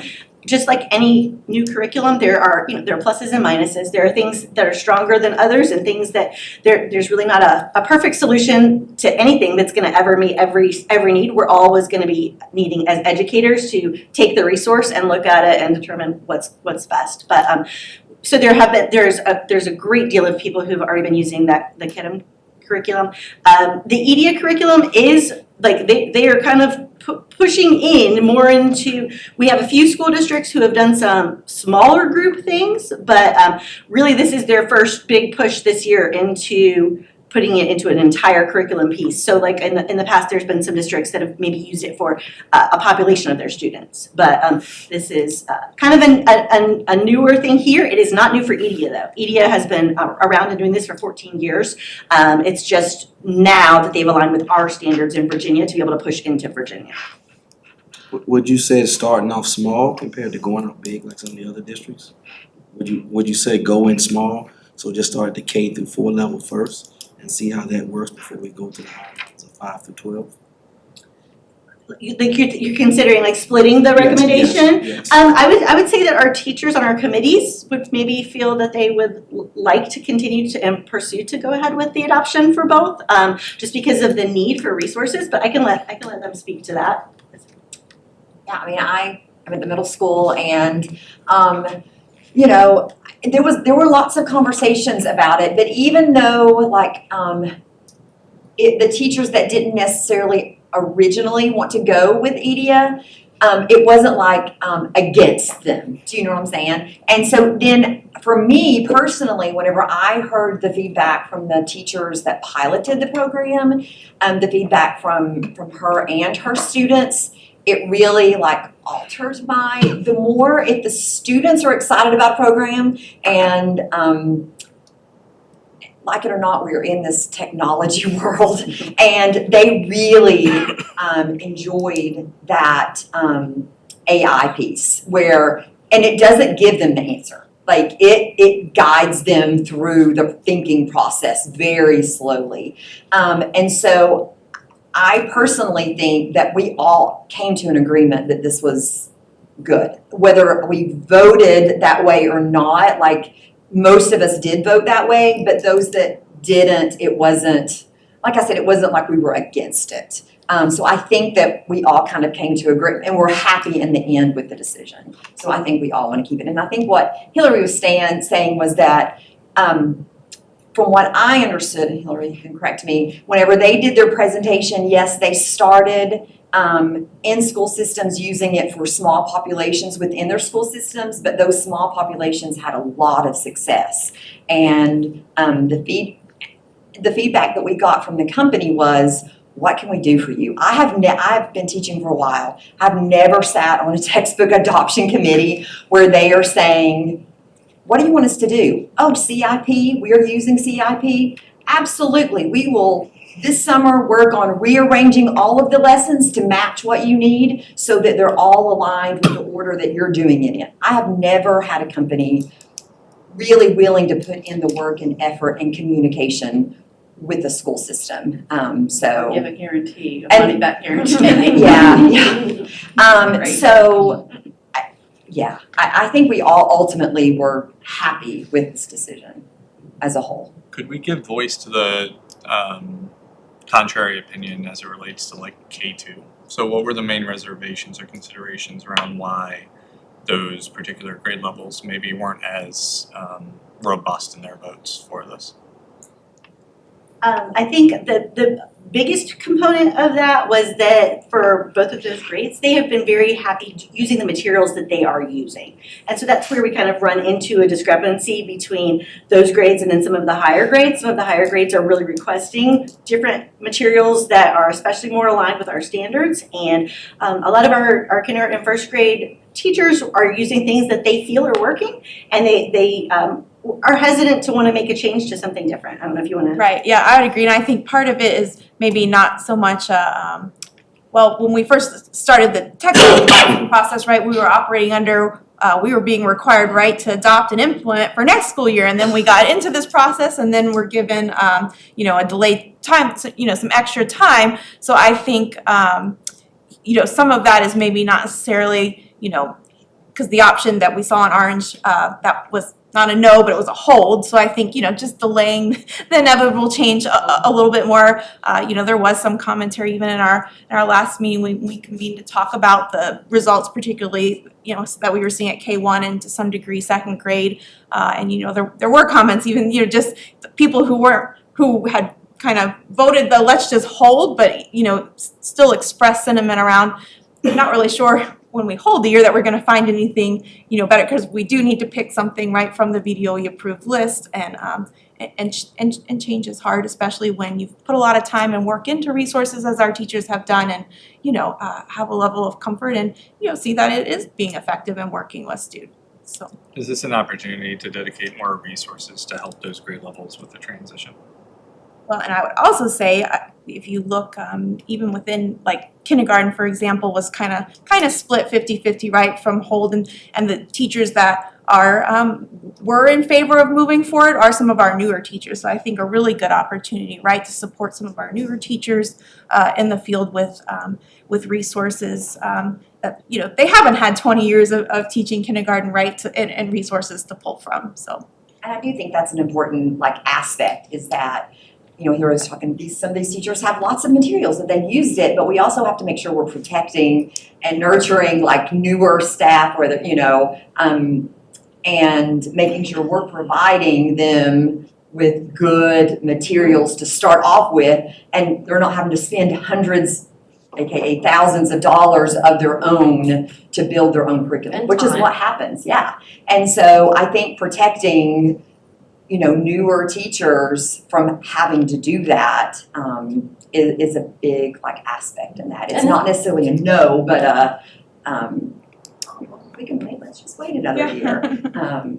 But that can also, like, as a new person to a new grade level, I've spent a lot of money this year transitioning to teaching a new level, because I wanted to make sure that I had the materials that my kids needed, and they, you know, there were some there, but not necessarily what I wanted. So I've invested, you know, a lot of time and a lot of money and a lot of energy into basically creating my own curriculum. And teachers shouldn't have to do that. They shouldn't. So having something there for them to work from is important. And then in addition to, you know, if we were to delay, you know, maybe delay elementary, move forward with secondary, you know, I don't know this is the reason to or not do, but I do want to put out there that, you know, we did carry over about $200,000 textbook money, right, from last year, that we don't use that this year. We lose that essentially, so. Was your 95, was that for everything? Yes. Reoccurring costs? Yes, so right, so 95,000 is first year adoption, everything, but then the reoccurring cost is gonna be about 85,000, so it was really only about $10,000 that would be in, and it was center kits that, you know, we wouldn't need to purchase again. Sean's question was, is that for both programs? Kidem That's and K media. to 5, or Yes, K to yes. 7 inclusive. inclusive of everything. Yes, it's inclusive of Inclusive of both programs. I'm sorry, yes, K8, well, Well, right. K through Algebra 1, K through yes. Algebra. We did decide, we did review for geometry and algebra 2, but we did decide to hold for a year for those two, so that we could really see how this was helping our math 8 and algebra 1 students, especially at the high school, before we jumped in any farther. So we will need additional textbook money on a recurring basis in order to adopt the upper level maths? Or- So just algebra 2 and geometry for math, yes. First, the emails I got, thank you, from the different staff, super passionate about it. Reads through in the email, and whoever made this PowerPoint, I want you to help me make my PowerPoint. Read the bottom corner. Oh, sorry.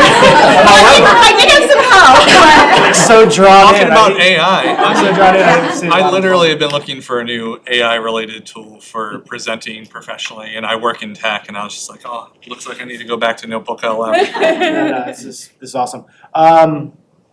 I just didn't see it in there. I was curious, and I don't need an exact number, but there's pretty stark split in move forward and not, I think a 12-point swing. How close in your democratic process, which I can appreciate, were the other alternatives? I mean, was it an overwhelming to Kidham and just a couple people wanting other programs, or? Yeah, so I think the majority of, the difference in the votes overall, what you're seeing is that majority of either one in Kidham or to hold. So there wasn't another contender that the majority of the committee felt strongly about. It was, there was some, some of the people in the committee, some teachers did like another one, and that's okay. I mean, it's okay to have different, choices, but that real split in points you're seeing is not Kidham versus a different curriculum in there, it's Kidham versus holding. Right, and I was just making sure that there wasn't almost split across the work group, 50-50 to a differnt program, so, okay. I can't remember it. I'm gonna call it Engage, and I don't think that's the name. Eureka. I mean, so yeah, Eureka. So K1, Eureka was one of the ones that was reviewed, and it is a product that we have been using free resources from in K2 really, called Engage, that they built, and I mean we've had to do a lot of work to kind of take those resources that I think are built on New York standards maybe and revise them to Virginia standards, and so I think that was because it feels familiar, right, and comfortable, and I think probably the hope or desire is we've done a lot of work with Engage, which is technically some of Eureka, but the difference would be, we're being required to implement a curriculum, not like pull, resources as we like. So I think, regardless, even if we did go with Eureka, we still would not be able to like take the Engage lessons that we've kind of pulled over the years and say that we're doing Eureka, right? There would still be a pretty significant shift to. Yeah. Appreciate it. All right, any more questions? I'll just note that when Mr. Brennan asked about having the committee here, which is, I think, the first time in my tenure that we've had a large number of people from an adoption committee come forward, my immediate thought was like, oof, do I really want to steal 8 p.m. or 8:30 on a Wednesday night from you all when you do so much and so early? But this is really fabulous. And I feel like we got a phenomenal amount of information that hopefully makes us better board members and more thoughtful about the way that we adopt policy. So thanks for being the first to really kind of saddle up and do this. It's enormous shoes to fill for others. And sorry for suggesting you come on a Wednesday night. It's very, very helpful. Fortunately, we are not your boss, so I'm going to punt that to someone else. Thank you. Thank you all very much. Thank you. Part 2, and since you asked, the next part is 612 literacy. So this is for first review, but Ms. Poindexter and Ms. Stringer, who oversee literacy for our division, are bringing, along with some of our literacy administrator and teacher from the middle school, are bringing their recommendation from the 612 literacy textbook adoption. So. And tell them who you are and what you do. Just to make sure everybody knows. Okay, I'll go first. Hi, I'm Joy Kanchijetsky. I teach at Fluvanna Middle School, 5th grade language arts. I'm Allison Poindexter. I'm an instructional coordinator. Jessie Stringer, division literacy specialist. I'm Keith Allen. I'm one of the assistant principals at the middle school. So tonight we're going to talk about how we approached the 612. Yeah, the bottom one. Thank you. Okay, so we're going to talk about how we approach the 612 English adoption. We've done this already for K5, and this will seem familiar to you because you just saw Hillary's brilliant work. So hopefully you'll be able to see a clear supported recommendation for the division.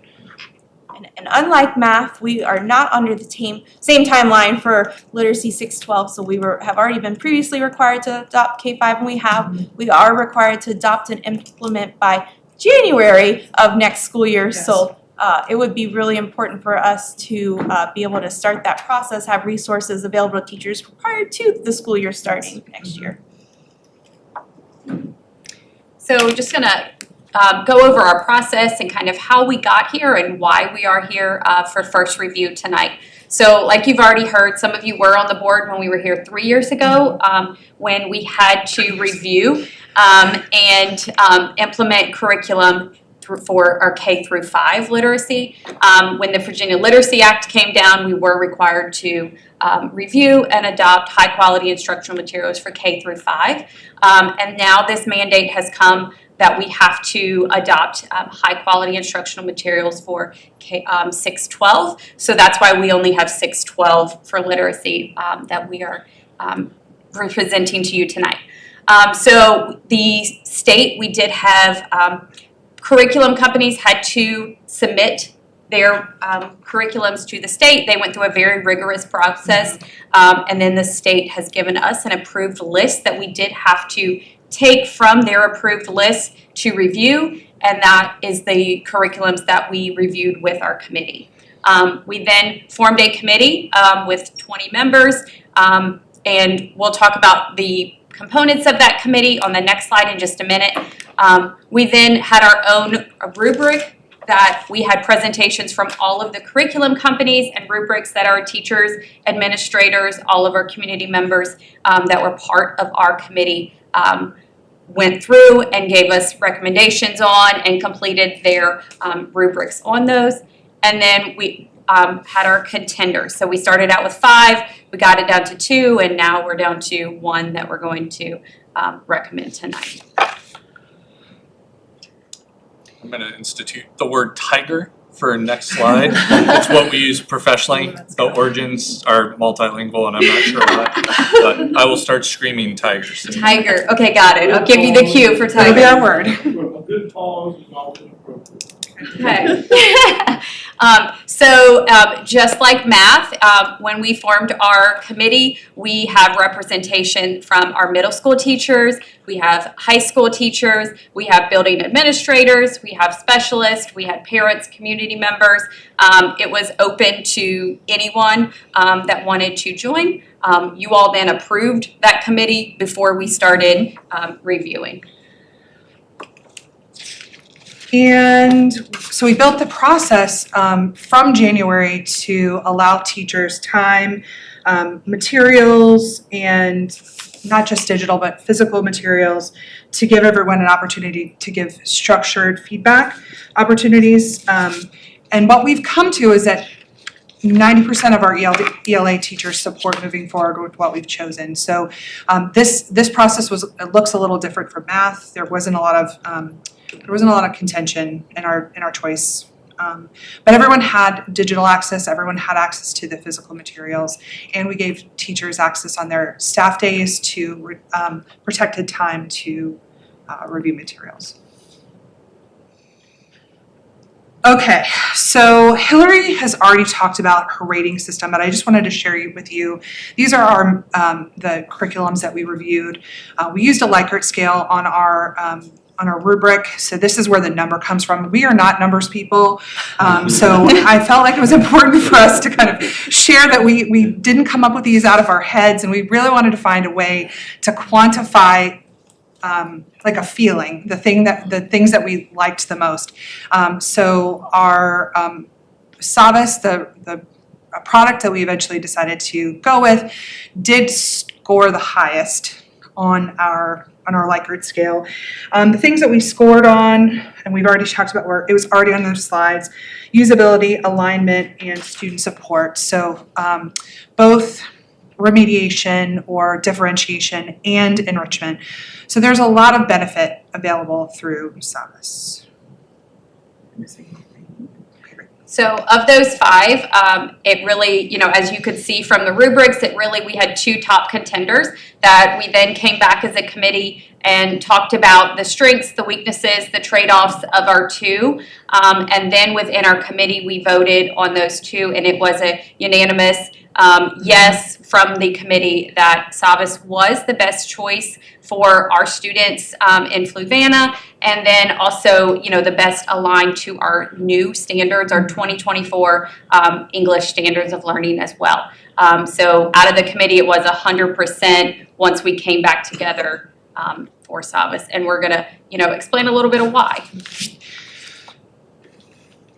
Tiger. So so one of the first things that we want to share is that an ELA classroom looks different.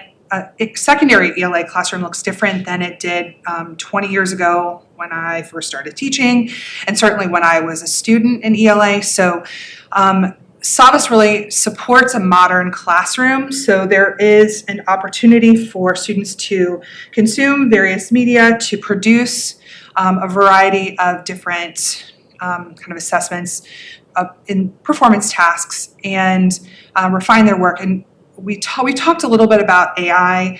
Every platform has an AI built in, but this is something that can support teachers within the classroom, and it's embedded within the program, so it's not open to the rest of the world. So the other strong pillar that we saw from this curriculum was it was equitable, and what we want to provide for our students in Fluvanna, is that high quality instruction in all of our classrooms. And so part of the 2024 English Standard of Learning, those standards have a really strong push for complex grade level reading happening in those classrooms. And so this curriculum really helped scaffold so that all of our students have access to that grade level high quality instruction. And so these were through the bridge text was one strong piece that we saw in this curriculum that really helped scaffold to bring those students up to grade level who were not there. Another strong piece that we saw within this curriculum was the language coach, which is another strong scaffold that really helps all of our multi-language learners. And so, with these scaffolds, we really felt like it was strong to have that equitable access to grade level materials in all of our classrooms. And then a third strong pillar was that integration of skills. Within, an English classroom, there is lots of different components between, the writing and the grammar and the vocabulary and the comprehension. There's lots of pieces, and it's really important that those are interwoven together and taught. And so within this curriculum, it was not a separate writing curriculum, not a separate grammar, a separate comprehension, like some of the others that we reviewed. It was very isolated skills taught, and that was not the case with this one. It is very integrated, that covers all of our English standards of learning. Yeah, and can I add just Yeah, absolutely. So I want to add to this slide because looking at the program from the teacher side, it was great to see, I looked at the textbook and I looked at it digitally, that all of that integration. Because when we looked at some of the other programs, they had a separate writing textbook, a separate reading textbook, a separate grammar textbook, and you did the lessons individually. And that's not really the best way to teach. It's really best for them to have it all together and integrate it all together, and that's what this program had. Thank you.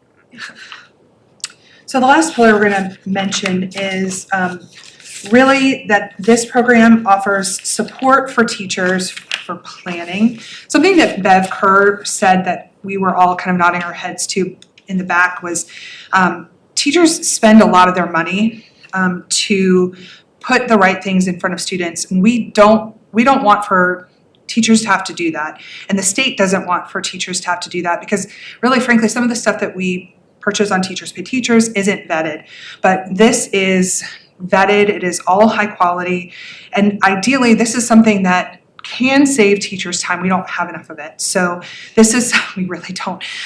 So this is something that the tools are embedded that can empower teachers to use really high quality materials and really high quality strategies. Plus it has alignment, 100% alignment to the writing SOL.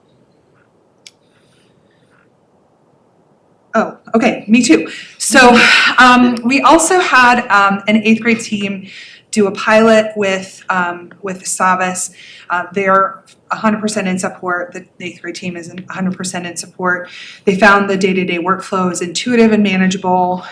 They liked the structure of I do, we do, you do. That's gradual release. That's very appropriate through for education. Yeah, everybody does that, but also they appreciated what Joy said, that it is integrated writing, grammar, and vocabulary that's not just theoretical, it is practical, and it worked. So this just really sums up what you've heard about all of the, the top reasons why we are, recommending this curriculum. It was consensus across the committee that it was also, with our support, the support for both of our teachers and our students that we saw throughout the curriculum, the innovation. So with the AI components, with newer text, contemporary text. Yes, right. I think this was one of the curriculums that we looked at that had a lot of like modern day, like texts that And the more- students would read. Absolutely, And like they- high interest. And text that would more equitably represent who our kids are. So not just all of our students. All of our students, yeah. Yes. And then like we've said, it also needs to align with our standards. And so it does that as well. So this would be, what we would be request for our timeline of adoption. So we're coming before you with first review tonight. We would love, a final approval next month so that we could, do a quick turnaround for purchasing and adopting, getting those materials in before our teachers leave for summer. A lot of our teachers are already wanting to do curriculum, summer work to get their hands in the material, dig in, do some work with us so that they are prepared. We also have opportunity for some professional learning over the summer. But then also, because they are, not required to work over the summer, that is their summer. But when in August, we would have everything, in for them, for their materials, PD in August, and everything ready for when our students come back for a full rollout in August. Would be our hope. I would like to share that, and I haven't shared this with these guys, but during my time working with the committee and looking through the materials, I felt jealousy because for 21 years of my education career, I was a language arts teacher, a middle school language arts teacher, and I just kept thinking, man, this would have been so nice to have, have things all in one place that allowed for differentiation in the classroom, that allowed for high interest reading assignments. It just would have just been so nice. And rigorous. Yes. Rigorous tasks, really high quality tasks, things that we don't always have the time to even think about when we're building our lesson plans. So what we're asking today, or I guess our next steps are, we're seeking approval so that we can finalize our vendors, schedule that summer PD, and prepare for our fall implementation. And then, unlike the math adoption request, this has a much higher upfront cost, but that won't then be reoccurring. So it is going to be about $130,000.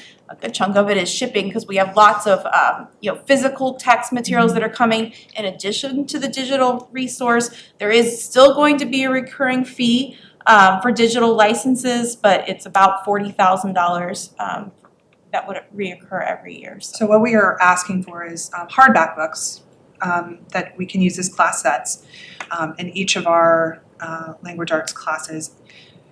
Our 6th and 7th grade teachers will have one class set each, but our high school teachers sometimes teach multiple subjects, so they will need 2 class sets of their materials. But that's what we're asking for. What questions do you have? You said high school would need 2 sets? Some of our high school teachers teach multiple grade levels. So they'll 6 need and 7, just 1 set. I'm sorry. 6 and 7, 1 set. Yep. Yes. I don't mean to put any of y'all on the spot. Is it anything that y'all have to buy that you could tell the board, that's not provided for you? I heard mention, you had to buy supplies in the classroom. This year? Or anytime, yeah. Hi, looking at me? So okay, I'm gonna be. His checkbook out. So I'm an outsider from Fluvanna. Like I knew coming here, and to come to Fluvanna, I'm gonna be really honest with you, and not have a curriculum. Like I had the experience, but I had to be like, oh, what resources do I need? I gotta find a reading passage for this. I gotta find a reading passage for this. Like this group is not on grade level. I gotta find a reading passage for them. And to have a curriculum that has it all there already for me, like saves me the time from having to do that, because then I can just pull out that resource and there it is within that lesson. Not for me, it wasn't necessarily like money wise, I'll be honest. Like it was just the time. Like the time spending at home on the weekends, the time spending after school, trying to figure out what resources to use. We have the like Storyworks or Scope, Scholastics, like magazines, subscription. So that may be something that could be like, you know, put to the wayside with this curriculum. So that could save you some money, because we have all the resources we need with this one curriculum. So my thoughts. Anybody else? I mean, We're not in the classroom right now, so. We buy I mean, yeah, but by classroom, education like books. I bought classroom sets of books to Yes. do like whole Lots class of novel novels. studies Yes. with Mhm. them. Yeah, so, and this would already have that. Thank you. Any more questions from the board? Just thank you all so much for coming and passionately. Good advocating presentation. for your pedagogy. Hillary definitely like teed us up, so we feel much more confident, so thank you guys. Thank you. Thank you. So I do have a broader question as it relates to this, and it isn't for the team themselves, but are there other subjects in which we don't have an adopted curriculum where staff are having to? It's been, I mean, the high school secondary has textbook curriculums, but it has been a really long time since K-7. Like we've gone through any adoptions and, you know, standards, you know, we had 2010 standards. I mean, different subjects, right, have had standards just about every 5 years. So, but as part of, you know, VDOE's implementation of HQIM, so this adoption would take care of all of literacy, all of math, and then we are going to be required for science and history to adopt in 2029 and then 2030. So That's exactly where I was headed. I just trying to remember if we needed to go back and like spotlight anything to ensure that our staff aren't having to functionally create their own. those are kind of on, well, they've extended the timelines because we don't have lists available yet to select from for science and history. I do enjoy the fact that we are a year ahead of the deadline, if you will, on some of this, and so to the extent that we're able to sort of like front load our review process on the other ones to make sure that we're not up against that like super tight timeline, I think it's a luxurious place to be a year ahead if we can do that. But if you hear, or if we have more thoughts about any other curriculum in which staff are having to really kind of hobble things together, then I would much rather invest our money than their money in doing so. We do set, you know, we set aside money at the school and classroom, but, you know, and I think teachers, you know, when it's 10 o'clock on a week in the morning and you're trying to put together lessons for next week, it is easy to, you know, again, a lot of it is time, but, you know, to, you know, pop down to Walmart if you need some hands-on resources, or to you know, go to maybe you find somebody else on the internet that has put together something, pay $10 for a PowerPoint, so I We do overpay you all. All right, on the 9E, review of FY 26 budget status, Ms. Suarez and Dr. Fred. Sure, so our total expenditures are running at 61% overall, which 61.7, and I went back and looked where we were this month last year, and we were at 61.9, so kind of spot on. I'm gonna say we're still behind in federal revenue, but we are we are catching up, so you know, but we are still behind in where we would typically expect to be with that for reimbursements received. And any real concern about it, it's just gonna come in when it comes in. Yeah. Money's sitting there in Omega, it's just a matter of of processing. 9F, review of FY '26 employee bonus update. Ms. Soares, Dr. Briggs. So the governor's amended budget for FY '26, changed from the 2% to now it's been amended to be a $1,500 bonus for SOQ funded positions. VDOE it's effective June 1st, so that's when VDOE will start issuing payments. But divisions do have to certify by May 1st, so if we are gonna do it, it is later tonight as an action item. If we are gonna do it, we would need to decide tonight because we have to certify by May 1st, and they said they would not accept any late certifications just because of the timeline, I guess they have then to turn around and get those payments issued by June 1st. There is a local match requirement based on LCI.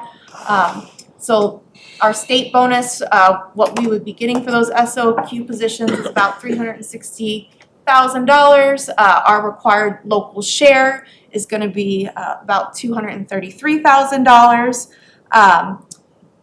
I've provided two options.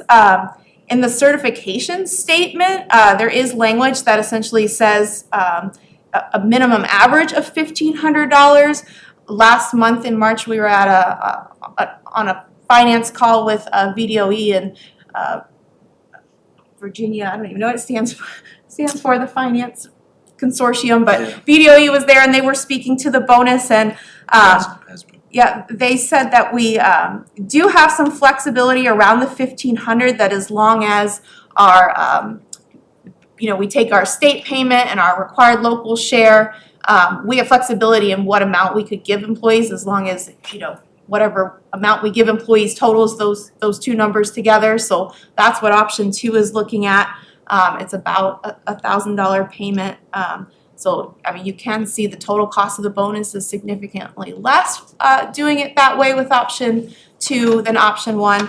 I will say there has been quite a bit of discussion from some other divisions around just the certification statement that we would be signing doesn't have the language that speaks to that flexibility. Like it pretty clearly says, the $1,500, but VDOE said that they distributed the certification letter before all the details were worked out, and that was the intent of the legislation, that we did have that flexibility, but that they weren't going to update the certification statement because they'd already, I think, received some in from schools. So, but there was some discussion that people were kind of feeling like it's really, when you read the Chapter 7 business rules that was put out, it really isn't in there either.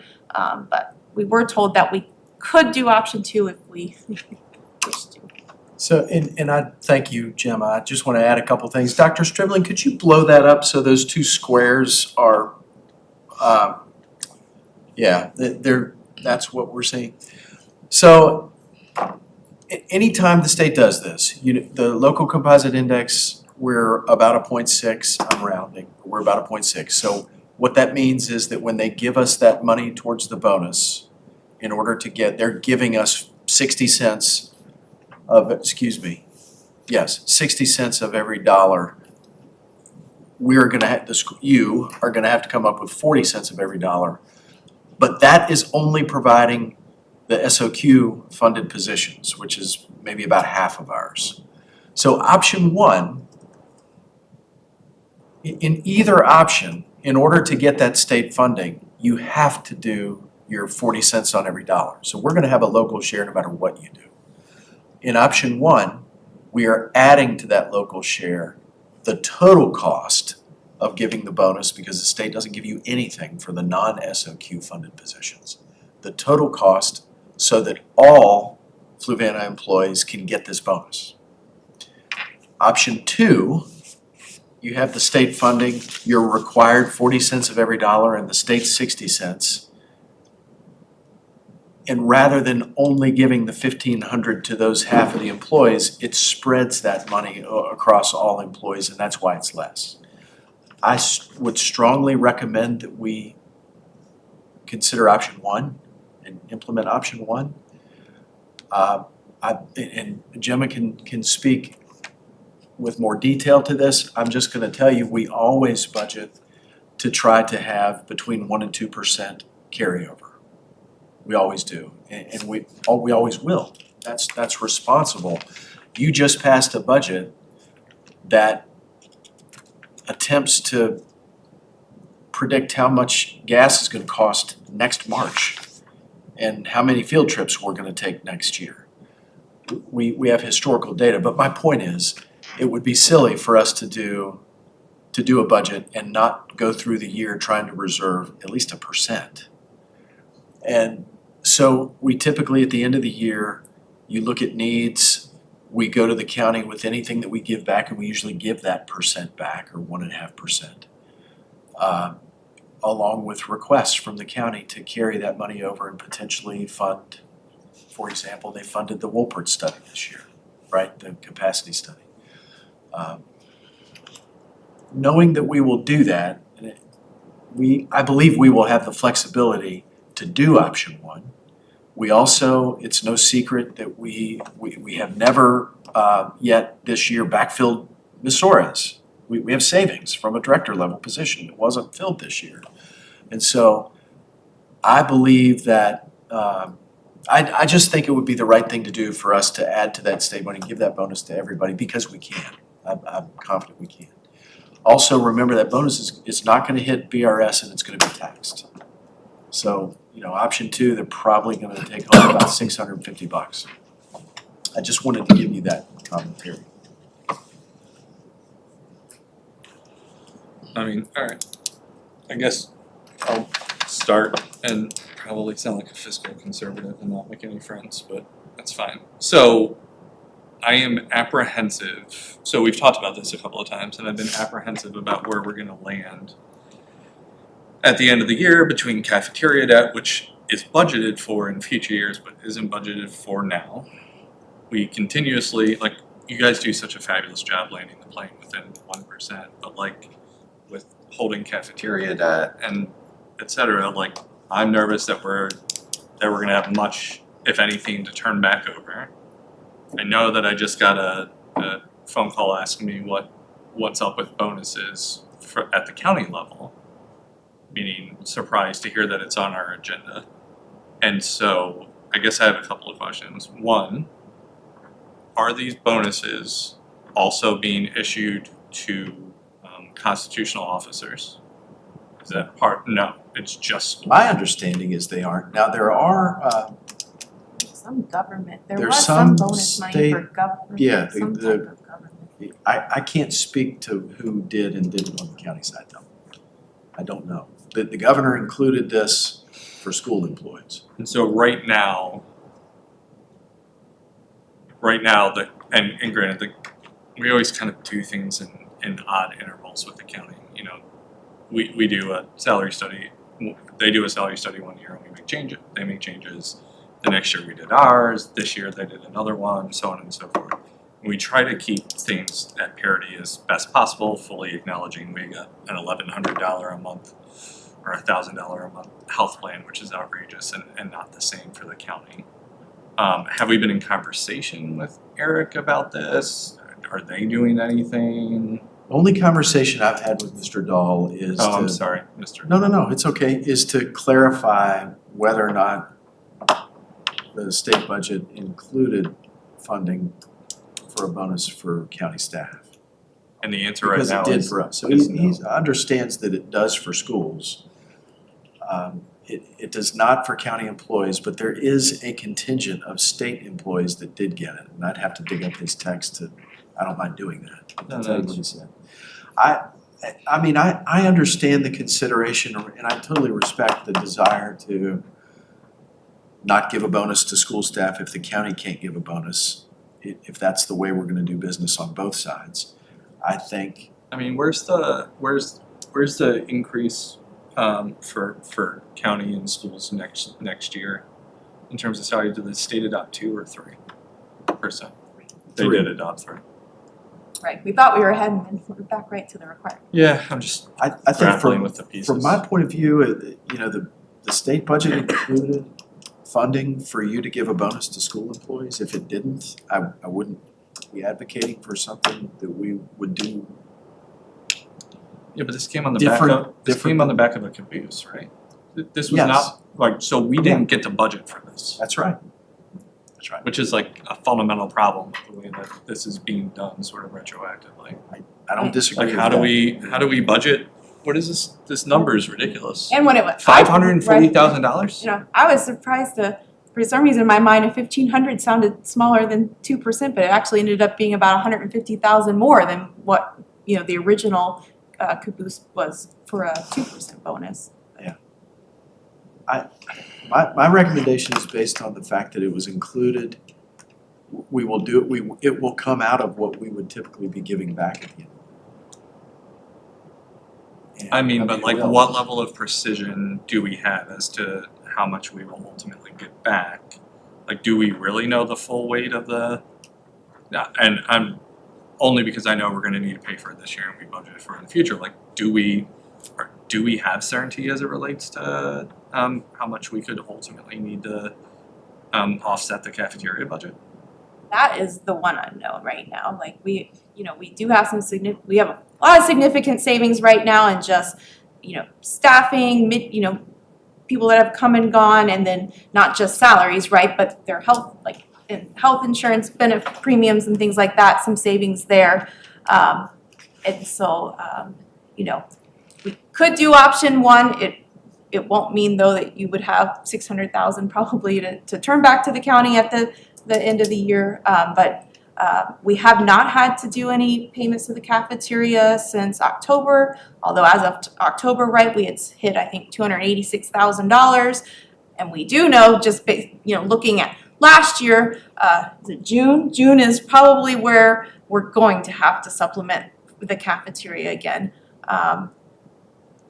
Yeah, this timeline is an unforced error here. Like, if this were later in the year and we had more certainty, I would genuinely be more likely to consider it. I think that I'm having a hard time coming around. These numbers are enormous and it's unbudgeted. So the county went with 3% COLA across the board. You guys are talking about, they did salary studies. Oh, yeah. They're looking at specific people. Yeah. So it's not bonuses, it's. Oh, I know, I wasn't insinuating. I was talking about trying to stay in lockstep and how we're not like, how we are sometimes sort of like, they did their salary study, then we did the same thing the next year. I think the next year they made some adjustments and then we had a big year. I was saying that our goal is to be at parity. Right. I was not insinuating that that them looking and adjusting their scales to be in market value is a bonus at all. Right, but I'm saying there was no included bonuses this year in the county's Talking adopted about plan. parity, how many employees do we have? We have 500. This bonus covers 531 employees. And how many employees the county have? 270, I think. So Eric's message to me was that there was funding for Constitutional Officer Compensation Board funded employees, which is about 40 of their roughly 250, 270. Right. Yeah, something like close to that.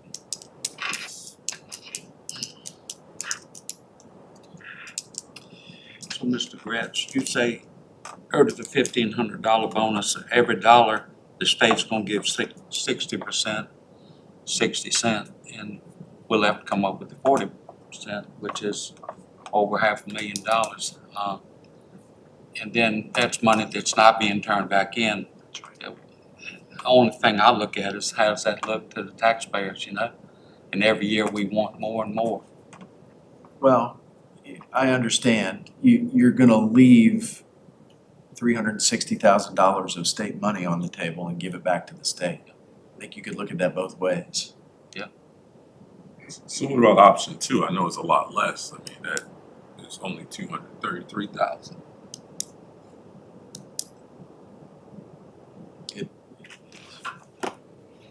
It'd be the same consideration, just less. Yeah.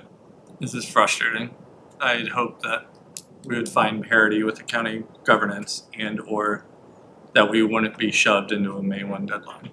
That we would have more time to work this problem. Specifically, I mean, I remember talking about this twice and asking you to work with the county to figure out kind of where they were headed on this front.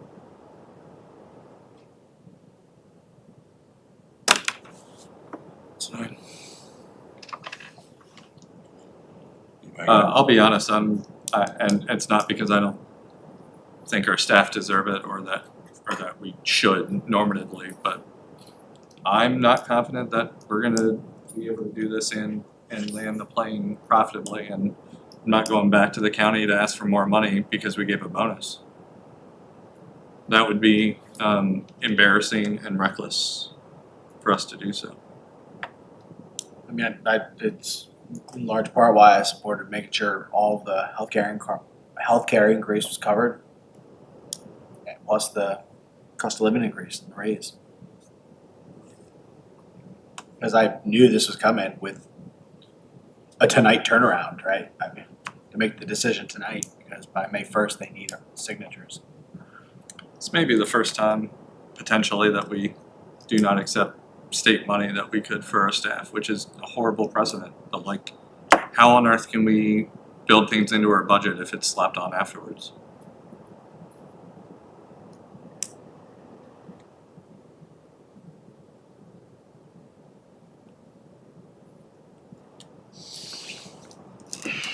Still don't know if it's a good idea to leave $360,000. Oh, I'm so sorry. I didn't hear you, Mr. Edmond. I said $360,000 that the state is willing to give us. That's tough not to accept. I mean, yeah, but it costs us a lot of money to get it. Not necessarily giving it to us, we're paying for it. I mean, we got option 2, which is a lot less. Yeah. So option 2 is giving, no, option 1 is giving everybody the bonus. Option 2 is not. Both options give everybody the bonus. There's actually a third option that I We're gonna step out for a minute. would so strongly not recommend. I didn't put it on here, but and that would be to only give the bonus to the 50% of employees that the state recognizes. So you'd have one teacher getting a bonus and one teacher right next door not getting one. I don't think you should consider that. Both of them, everybody gets a bonus. In one case, the state gives you its share, the school board comes up with its share, and you take that amount and spread it across all of our employees. And because the state isn't giving you any support for the non-SOQ funded positions, which is about half of ours, that just makes more people vying for less money. And that's why option 2 is less. Option 1, you're adding the total cost. So you're taking the state share for the SOQ funded positions and assuming the total burden for all of the non-SOQ positions. And so the local share is coming out of the budget that was appropriated to you. It's not additional money, it's money that was appropriated. I don't know a better way to say it. The cafeteria is unknown. I think the cafeteria being $700,000+ is It's not that unknown. I would very definitely unlikely. say it would be less than It's just not 100,000. gonna be that, which is the only reason I would come in here and recommend that to you, even with it being an unknown. It's not gonna be that. I mean, I don't wanna give a figure and, but, you know, every year it's 1%, 1.5%. It'll be $1 million, 1.5 million, if we do this correctly. 539 is a lot. It is. But I believe it's doable. I understand what you're saying, the state money, it's there. Yeah. For the taking. If we don't take it, and I'm not saying we should, they're gonna spend it somewhere else. They'll waste it somewhere else. But not wasting, giving bonus, but.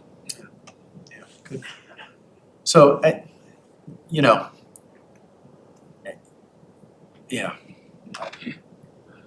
I mean, we have this even with the raises. The same consideration is what happens when the state gives its 3% raise. We're doing option 1. Your budget gives a 3% next year to everybody.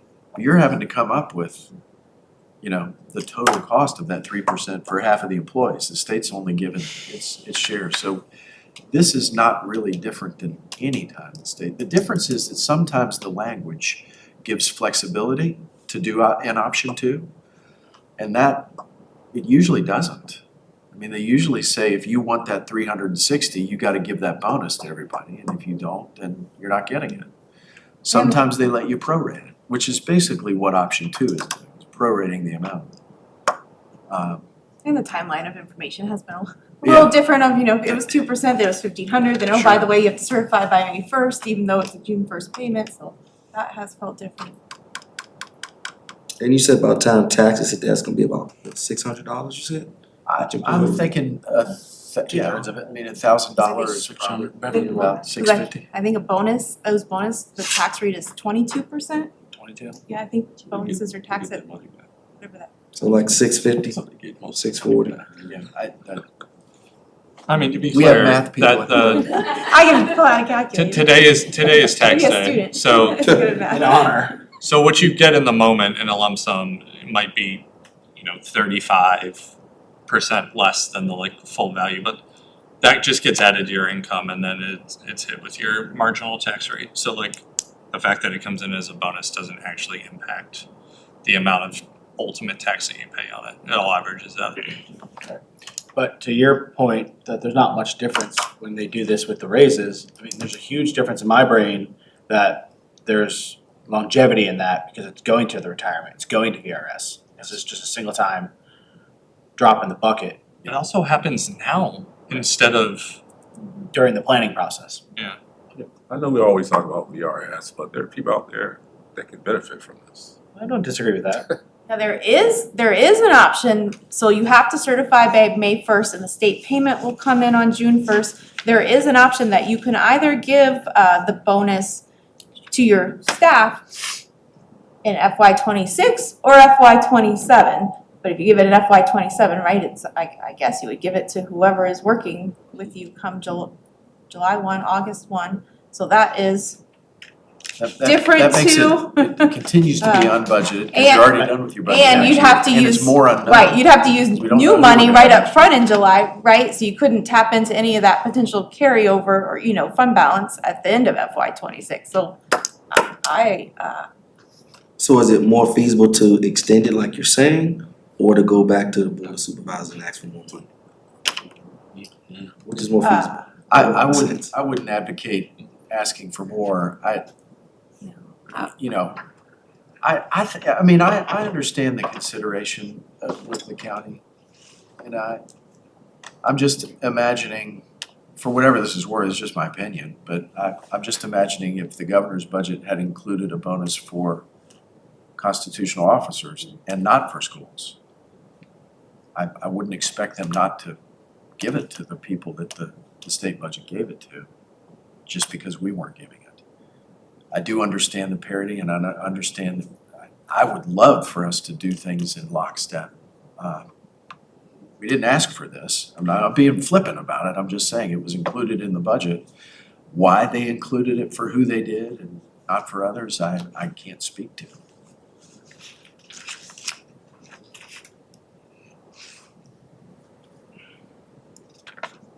I'm in favor of option two. Asking for me personally. I think I could get him behind option two also. Not so much of a local response on our part for the county. And still put some money in somebody's pocket.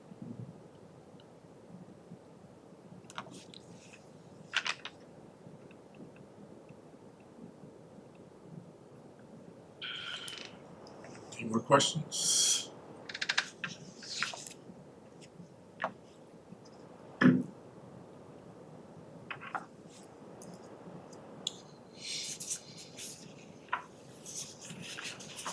All right, we're on to public comments. Did anybody sign up for a second round of public comments? Anybody want to come and speak? If not, Actually, I'd like to say a word. okay. Please. You got 3 minutes, come down, please state. My name's I'm so sorry. We have. I'm sorry.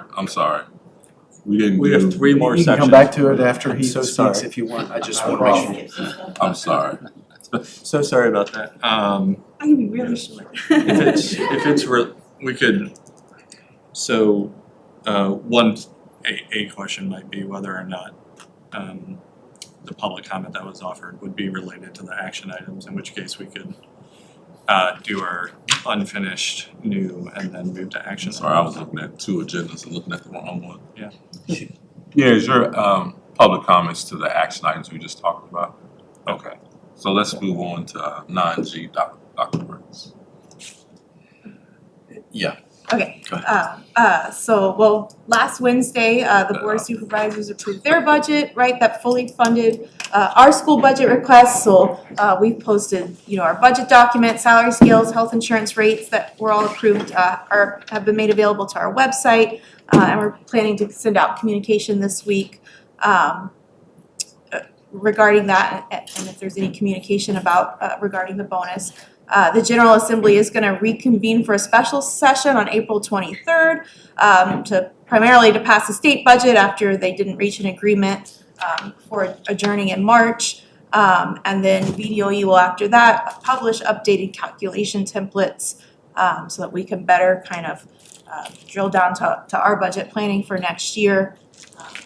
We don't have any other new information, other than that until they make that decision.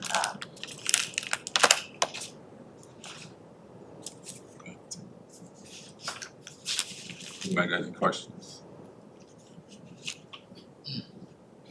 All right, on to 10A, unfinished business. Any unfinished business? No. On to new business. Any new business? On the 12A action items. I don't know where Dr. Kelly went to.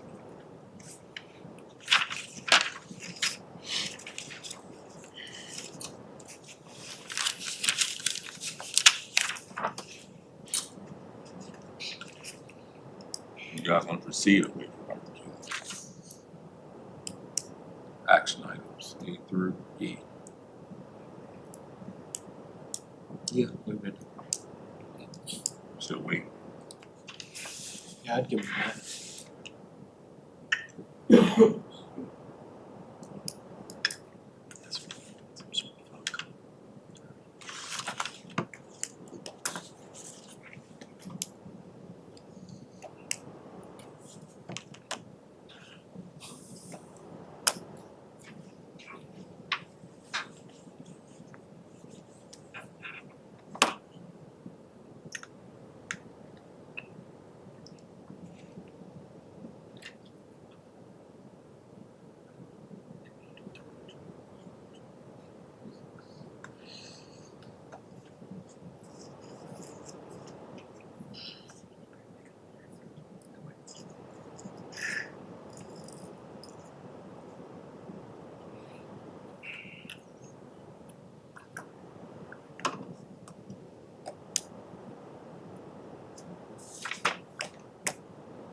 Mr. Key, while you're waiting, could I just Yes. ask Ms. Valentine?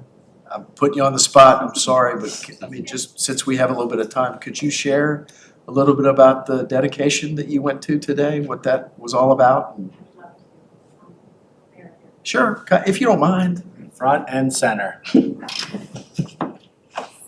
those of you who don't know, I think you all do, we used to have Reed Smith as our lawyers, and so I first met a man named Jason Ballum as when I was a teacher in an AP. And Jason Ballum was one of the school lawyers specific to special education. The Reed Smith special education team then went over to an agency called Sands Anderson, who is now our lawyers all the way across the board at this point. Unfortunately, Jason passed away 2 years ago unexpectedly from cancer. Katie, our prep director, obviously a lot of us as directors are very good friends with a lot of the people from the agency, from the law firm. They're amazing. And what's the most amazing thing about them is not what they do for us, but what they do for children. They improve instruction for children all the time. They improve processes for children all the time by what they teach us. And Jason Ballum is probably one of the most talented individuals I've ever had the honor to come into contact with. and one of his main goals in life was literacy for children. And so Katie basically started an organization in his honor called Balance Books. And so we've been donating, individuals in the organization have been donating to this since its inception last year. And today they donated the library at the Piedmont Regional Education Program at Ivy Creek, which is where we have all of our meetings. They donated that library to him. And so his parents were there from Massachusetts, his wife was there, several members of the Sands Anderson team, and then superintendents, school board members, directors, just staff across the area that have come in contact with him. It was amazing. I'm sad that we had to have something like that because I wish he were still here, but it was just a truly someone who really is important to the field of education, in my opinion. And it was nice to honor him today, and it was lovely. So It's awesome. it was that. Thank you. Thanks for sharing. I am sorry Nice being the time filler. I am sorry that I missed that, Jen. It was on my calendar for today and I had to cut some things. All right, on to the action item, 12A. Approval of grades K through 12 math. Mr. Chair, I move that we approve the grade K-12 math curriculum. Thank you, Dr. Kelly. Do I have a second? Second. Thank you, Mr. Brennan, for that second. Approval of grades K through 12 math curriculum. Is there any further discussion? All those in favor, please say aye. Aye. Aye. Aye. All right. On to 12B, approval of special education annual plan part B. I will entertain a motion to approval of that. So moved, Mr. Chair. Thank you, Dr. Kelly. Do I have a second? I'll second it. Thank you, Mr. Brennan. All those in favor of approval of special education annual plan part B, please say aye. Aye. Aye. Chair votes aye. All right. On to 12C, approval of annual local Perkins application. I entertain a motion for approval. Make a motion, we approve an annual local Perkins application. All right. Thank you, Mr. Rittenhouse. Do I have a second motion? I'll second it. Thank you, Mr. Brennan. All those in favor of approval of annual local Perkins application, please say aye.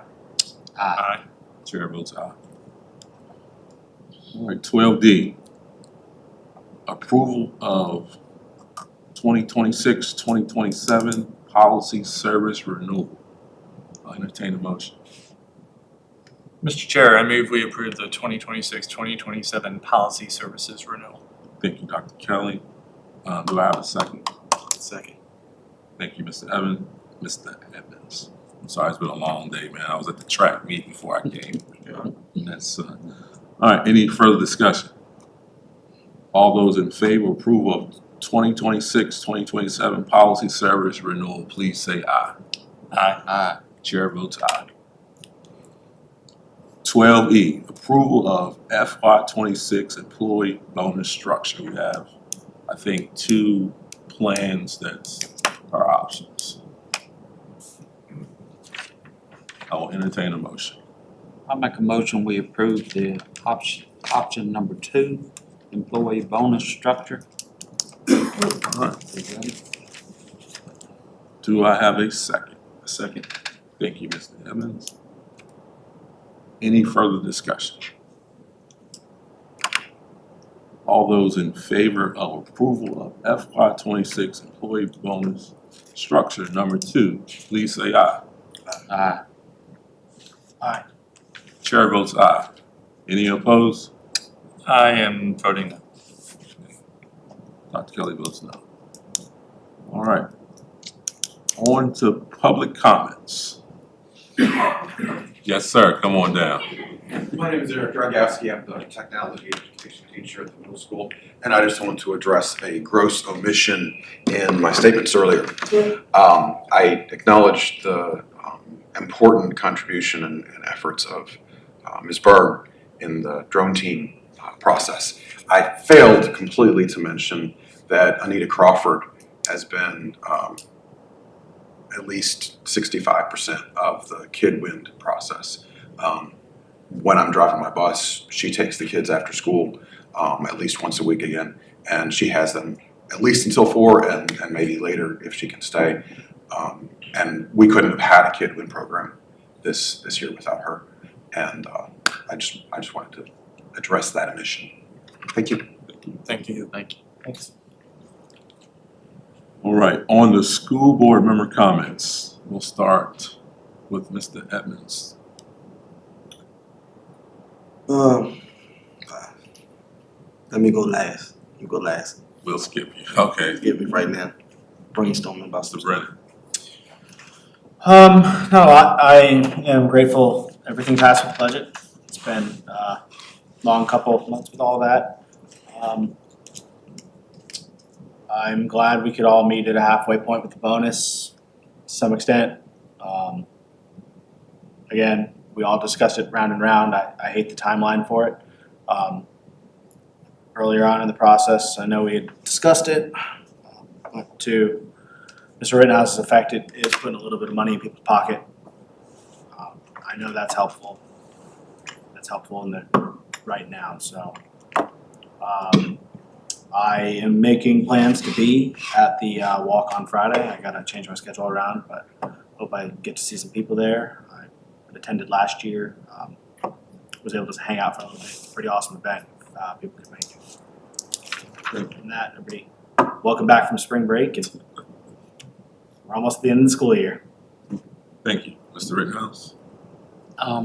Yeah, I just look forward to seeing the students walk next month, so that'll be nice, and have my oldest grandson, he'll be graduating also this summer. Thank you, Mr. Rittenhouse. Dr. Kelly? Yeah, I'll admit I've done less social media and corresponding of late. Life's been a little busy. Schools have just been doing amazing things. I think I found myself in Carriesbrook 3 or 4 times last month. A decent amount of work to be done over at prep, so prep meetings there. I'll note that I'm frustrated by well, actually, let me pivot.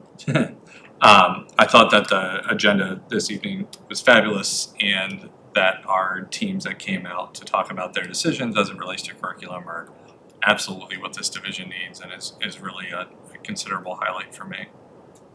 I thought in our other presentations that, for instance, as it relates to Abrams, that if we are gonna have phases of things and we believe in the project and we wanna see it come to fruition, that it just has to be on our agenda, and it needs to be on the CIP, or genuinely it'll never happen. I am incredibly thankful for the partnership with the county. I thought that we had an absolute incredible budget here, and it was a really quiet one. It wasn't one where we were taking huge swings and had a big number. It wasn't flashy or shiny, but with the state tailwinds pushing us forward, we were able to get considerable value for our staff for a little over $600,000. We were able to put the people that we need with our students and the resources in place for an absolute steal this year. And so even though it's not a big number and there wasn't a lot of controversy with it, in fact, it went in as a wedge and the supervisors, it just never came out. It stayed in whole. It is an absolute win for our division and is propelled forward by the work that our finance team did in putting together the material and the packet into up-leveling the craft and the not transparency, but in the way that we package the information. Nothing was hidden in the past, it's just that they were able to flesh that out more. I'm pretty irate about the bonus situation. I've been on this board 7 years. This is the first time that I'm voting what feels like against teachers. And it's not that I don't want you all to receive the bonuses or that I don't want to receive the money from the state. I'm genuinely nervous about landing our budget this year and being able to turn back the money. I also think that quote, easy wins for our budget, the $600-something thousand that we got this year from the county, that only happens because of the relationship we have with them. It's the mutual trust and respect. It's the fact that if we're gonna write big checks, that they're gonna know that they're coming. And this is one that they just don't know would be coming. There's nobody on the Board of Supervisors or at the county level that were thinking the schools were gonna write bonus checks. And like, there will be surprise and reckoning from them as it relates to the way that we interact and we bonus our staff. I think that we need to take some stock in or perspective on how do we deal with an unpredictable state Department of Ed and executive system or legislative in this case as it relates to bonusing staff. We can't write huge checks that aren't in our budget. It's one of the problems we had with the cafeteria that it was a reliable expense that needed to go in the budget. We cannot turn around and write $500,000 checks that are not in our budget. We can't afford to do that. We're not that. Our team is fabulous, but things happen and we need to be conservative in the way that we approach it. And so to the extent that we want to be able to stroke checks when the state decides they want a really nice push on an election year or what have you, then we have to find a way to fight against that, whether that's building in wedges in the event that the state funds bonuses. I don't know what other mechanism we have, but finding out, hearing whispers about 3 different variations and then finding out that we have to sign on the line by May 1 is absolutely unacceptable. It's not predictable and we can't afford to do it. And that's not meaning taxpayer money, it's just about balancing our books at the end of the year. And so I may seem like an absolute villain today, but we just can't afford to write those enormous checks unless we know that they're coming. And so we need to communicate better and or advocate better at the state level and or just maybe we just need to have better conversations at the county level so that we are in lockstep with them, because this is a situation in which, by will of the board, we'll be writing bonus checks that the county staff won't get. And so it's not ideal, win, lose, or draw. And so I am frustrated by feeling compelled to make that vote. I am super optimistic about just about everything else, including the 100 or so people it felt like were in this room earlier today to celebrate our students, our chair's guidance to bring in more students to be celebrated, the absolute wealth of opportunities they have to perform, to wear our uniform, to participate, to advance are just incredible. And I am enamored by the amount of opportunities that we put on for our kids. So frustrating from a policy perspective, amazing from output and what our staff are able to do. And so thank you for that. Thank you, Dr. Joey. I kind of echo what Mr. Rittenhouse said. My son, he's graduating this year, so I'm definitely looking forward to that graduation date.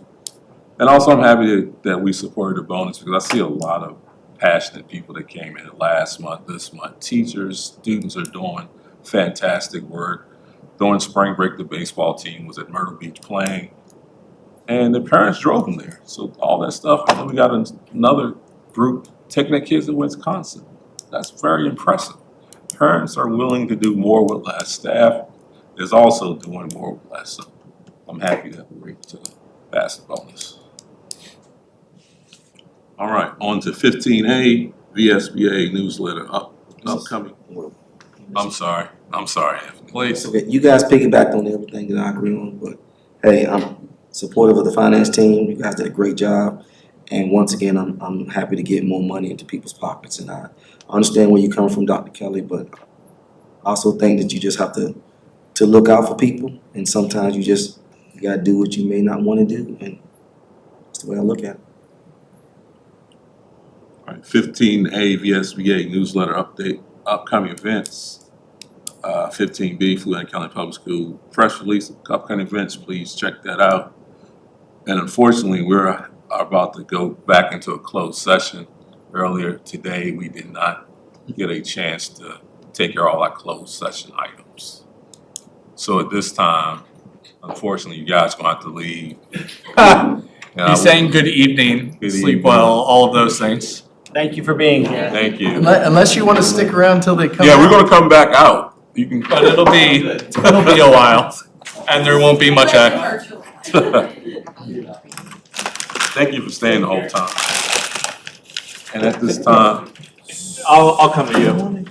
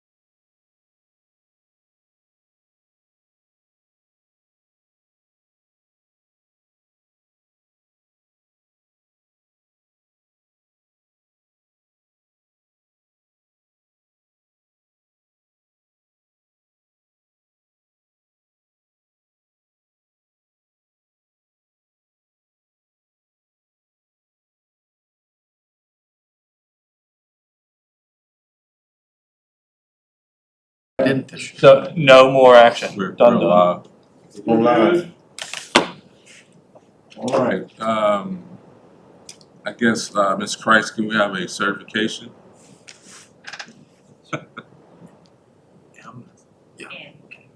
Yep. Sorry.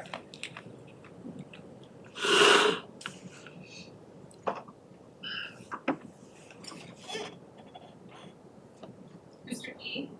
Yes. Mr. Brennan? Yes. Mr. Edmonds? Yes. Dr. Kelly? Yes. Mr. Rickham? Yes. Okay, Dr. Rex, is there any items coming out of closed session? Mr. Key, I recommend that the board approve as discussed in closed session student discipline cases 4A through 4N, as in Nancy. Entertaining motion. So moved. All right, do I have a second? Second. All right, there's no discussion because of closed session items. All those in favor of approving closed session, please say aye. Aye. Chair votes aye. All right, on to the consent agenda. I'll entertain a motion for the consent agenda. Mr. Chair, I move we approve the consent agenda in the bank. Second. Thank you, Don.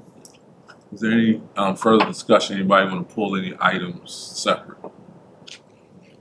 Only discussion is I hope the drone team rocks it. And the debate team, sorry. Yes, that's a long drive to Wisconsin. I would get there several days before. Yeah. All those in favor of approving the consent agenda, please say aye. Aye. Chair votes aye. All right, on to 19A. Adjournment. I will entertain a motion to adjourn our meeting.